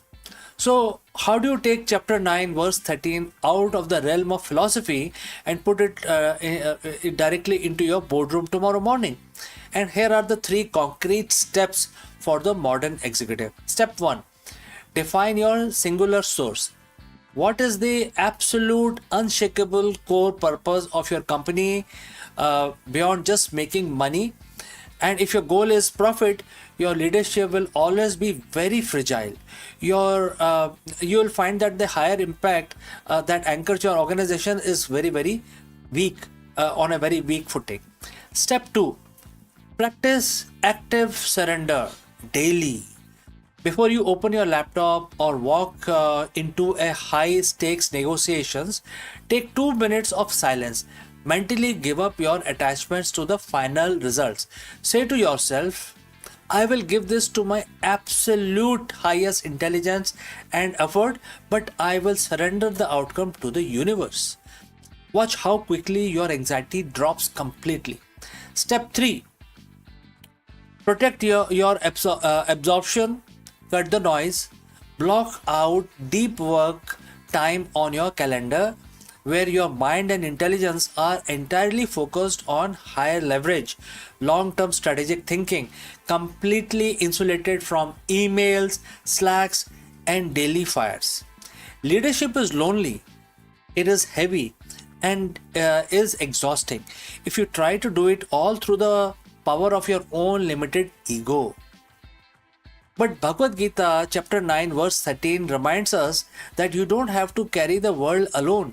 By stepping into the shoes of Mahatma, by leaning into a higher divine energy and absorbing your mind and intellect into singular noble vision, you don't just build a successful company, you build a resilient, peaceful, and legacy defined life. True power doesn't come from forcing the world to bend to your will. True power comes from aligning your leadership with the ultimate source of all existence. So friends, what do you think about this? If you have any questions, please do not hesitate to send it across. Thanks for watching. Thanks for joining live. If this ancient perspective on modern business resonated with you, hit that like button. Share this video with your fellow entrepreneurs or executives who need to hear this today. Don't forget to subscribe for more deep dives into timeless wisdom of modern leaders. Lead from the source, stay focused, and before I actually go to the Q&A, because there are some messages as well, a word about our affiliate partner. Stop settling for a good enough video. If your built-in laptop camera looks like a grainy mess, it is time for an upgrade. Want to instantly level up your video presence? I like to present the Lenovo Performance FHD webcam. This is a game changer for your desktop setup. Technically, this is packed. It has a very sensitive RGB sensor, very crisp photographs it takes. Also comes with 2 microphones on board, which helps you to record very clear voice in stereophonic format. And these microphones are very sensitive. You can actually move away from the camera up to 2 meters and these microphones will pick up your voice without any problem. This is a very strong piece. This is very sturdy. Comes with tripod ready. Comes with a very long leash, so it gives you a lot of flexibility to place the webcam wherever you want to keep in your studio. And also it has a swivel base, which is also very handy. So if you want to basically level up your game, and you want to pick up this camera at a discount, please click on the link here or scan the QR code. Now let's get back to our video.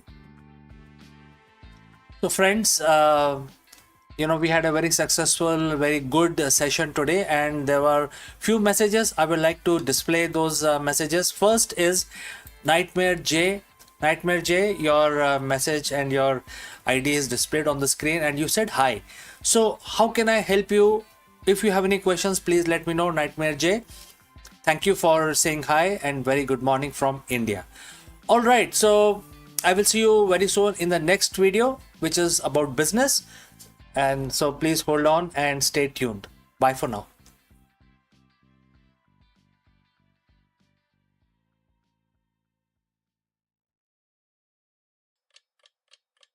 Hello friends and namaskaram. Could we actually hack Earth's magnetic field to protect our own modern technology? Very, very profound question. Therefore, in this video, we dive deep into the revolutionary and controversial new proposal from the scientist deploying spacecraft to spray chemicals directly into the Earth's magnetosphere. As our reliance on satellite and power grids and GPS grows, so does our vulnerability to external solar storms.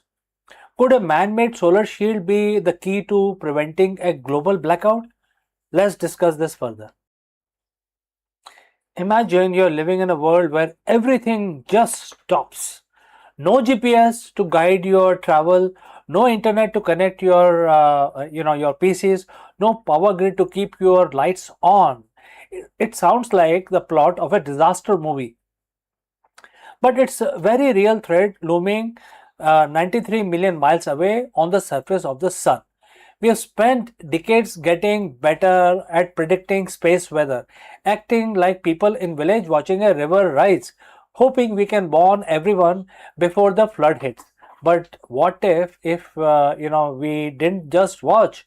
What if we could actually build a wall to stop the water? Today we're looking at a bold new proposal from scientists, a storm wall designed to actively hack Earth's magnetic field. Can we really engineer our way out of a solar storm, a massive one? To understand why we need a solar shield, we have to understand our current defenses. The magnetosphere. It's a vast invisible bubble around our planet that deflects the sun's charged particles away from Earth. Usually it does a great job, but it is not impenetrable. The danger comes when the sun releases a massive eruption known as the coronal mass ejection or CME. When this cloud of magnetic energy hits Earth, it can trigger a process called magnetic reconnection. Think of it like a shortcut. When the solar magnetic field aligns just right with our own, it rips a hole in the shield. This allows solar energy to flood into our near-Earth space, causing geomagnetic storms. Why should you care about this? Because our modern world is fragile. We have seen these storms fry satellites, disrupt radio signals, and surge power grids with enough voltage to cause massive blackouts. In May 2024, a major storm hit, causing hundreds of millions of dollars in losses for the agriculture industry alone when the GPS guided tractors could not function. As our tech dependency grows, our vulnerability to these invaders from space only get worse. So friends, if you have reached this far, please inform us from which city you have tuned in and in which language you are watching this video. This will help us determine the reach of our channel. Alright, let's move forward. So how do we fix this issue? A team led by Brian Walsh from Boston University has proposed a concept called storm wall. If you can't make the shield stronger, why not give it an airbag? The idea is to launch a fleet of 6 spacecraft into specific orbits. These ships would carry payloads of alkaline chemicals like barium or lithium, which they could spray into the magnetosphere. When these chemicals are released, the photoionized, they actually become photoionized, creating a cloud of artificial plasma. This plasma would essentially thicken the boundary between us and the solar wind.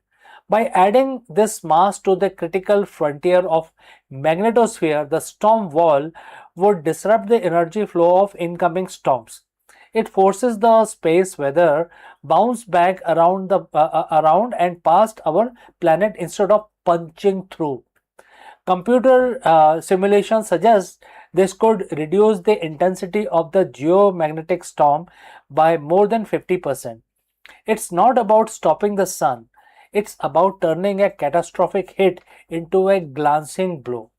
Now, before we go spraying chemicals into space, we have to talk about the but part of it. And there are several buts here. First, the cost. We are talking about launching 6 spacecrafts, each carrying material equivalent to roughly 12 oil trucks. It's a one and done solution. Once the chemicals are sprayed, the system essentially spends it. It's incredibly expensive, and then there is ethical and environmental questions about geoengineering. While the researchers argue that the risk of contamination is very low, since the plasma gets swept away by the solar wind within about 6 hours, any attempt to hack the planetary system comes with a lot of uncertainty. We have to ask, what are the unintended consequences of messing with our magnetic field? Any project of this scale would require massive international cooperations, oversight, and transparency. Is the storm wall the future of space defenses? Maybe. As we pour money into orbital infrastructure and space-based data centers, the financial math, as the researchers put it, might start to make sense. The reality is that if we build this, it wouldn't just protect our one country or one group of satellites, it would serve as a collective shield for the entire planet. We are becoming a space-faring civilization, which means we have to start acting like one. Whether or not we use space airbags, we have to find better ways to live within the volatile star we orbit. So friends, what do you think? Should we be experimenting with our planet's magnetic field, or is it the risk too high? Let me know your thoughts in the comments below. Thanks for watching and stay curious. I will catch you again in the next one. Before the robotic arms and the AI entered the operation theatre, a healer in ancient India was already reshaping the future of medicine. Sushruta, the legendary father of surgery, carved his legacy not with the medicines, but with wisdom, precision, and compassion. In Sushruta Samhita, he described rhinoplasty, cataract surgery, and anatomy with astonishing details. Centuries ahead of his time, and in today 2026, as medicine balance in innovation with ethics, his voice echoes across the millennia. Let's find out more about him.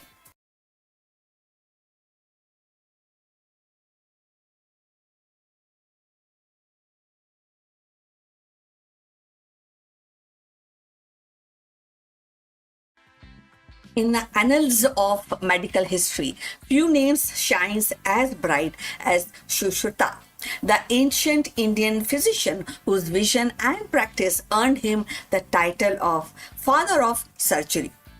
So, living around the 6th century BCE in Kashi, the modern Varanasi, Sushruta was more than a healer. He was teacher, he was philosopher and innovator who believed medicine was a sacred duty rooted in compassion and discipline. His legacy, preserved in Sushruta Samhita, continues to resonate even in 2026 as the world seeks balance between cutting-edge technology and holistic care. Sushruta Samhita is monumental text. spanning 186 chapters covering surgery, anatomy, pharmacy, and pediatrics, toxicology, and prevention medicines. Within its page, Sushruta described surgical techniques that astonish modern readers also, like rhinoplasty using skin flaps, cataract surgeries by lens removal, and lithotomy for bladder stones and obesities, a procedure to save mothers, especially in critical conditions. He catalogs over 300 bones, 700 vessels, and a wide array of surgical instruments. So, demonstrating a mastery of anatomy that was centuries ahead of its time. His insistence on hygiene, diets, and lifestyle as pillar of health foreshadows even the modern preventive medicines. So, if you have reached this far, please inform us from which city you have tuned in and in which language you are watching this video. This will help us to determine the reach of our channel. So, going forward on this wonderful topic, Sushruta's contribution was not merely technical. He emphasized on ethics, compassion, and the morality of responsibilities of physicians. So, in an age where the artificial intelligence and robotics are entering in operating rooms, his reminder that the healing is both science and art, and that feels especially both the things, combination and the field, definitely you will also agree is very urgent even in 2026. Technology may enhance precision, but the human touch, empathy, respect, and ethical judgment remains irreplaceable. In 2026, Sushruta's relevance is striking. As reconstructive surgery advances, his pioneer in rhinoplasty techniques are recognized as a procedure to modern plastic surgery. As integrative medicines gains traction, his holistic approach, combining such surgery with Ayurveda, diets, and lifestyle, offers a model for sustainable healthcare. And as a global health system grapples with the pandemics, lifestyle diseases, and ethical dilemmas, his vision of medicines as moral duty provides timeless guidance. So, Sushruta's life reminds us that innovation is not only about inventions but about foresight. He anticipated the need for structured surgical training, insisting that students practice on watermelon or animal carcasses before operating on human. As a principle, echoes even today's medical simulations. He saw the physician not as a technician, but as a custodian of life, entrusted with both skill and conscience. So in 2026, Sushruta's voice echoes across millennia. His cave of knowledge, like that of Batcave of virus ecology, teaches vigilance and balance. He reminds us that the medicine must evolve and serve the humanity, and the healing is a dialogue between tradition and innovation. His contribution is not a relic of past, but a living lesson for the future.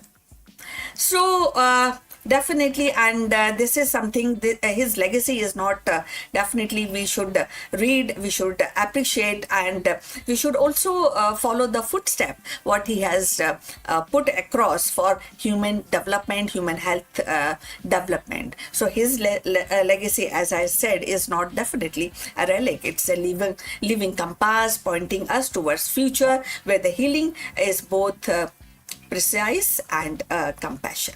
So we have come to end of this interesting topic. I will request you to like and subscribe our channel and look forward for your comments on this topic. See you in the next one. But before we end this live video, a few words about our affiliate partner. Stop settling for a good enough video. If your built-in laptop camera looks like a grainy mess, it is time for an upgrade. Want to instantly level up your video presence? I like to present the Lenovo Performance FHD webcam. This is a game changer for your desktop setup. Technically, this is packed. It has a very sensitive RGB sensor, very crisp photographs it takes. Also comes with 2 microphones on board, which helps you to record very clear voice in stereophonic format. And these microphones are very sensitive. You can actually move away from the camera up to 2 meters and these microphones will pick up your voice without any problem. This is a very strong piece. This is very sturdy. Comes with tripod ready. Comes with a very long leash, so it gives you a lot of flexibility to place the webcam wherever you want to keep in your studio. And also it has a swivel base, which is also very handy. So if you want to basically level up your game and you want to pick up this camera at a discount, please click on the link here or scan the QR code. Now let's get back to our video.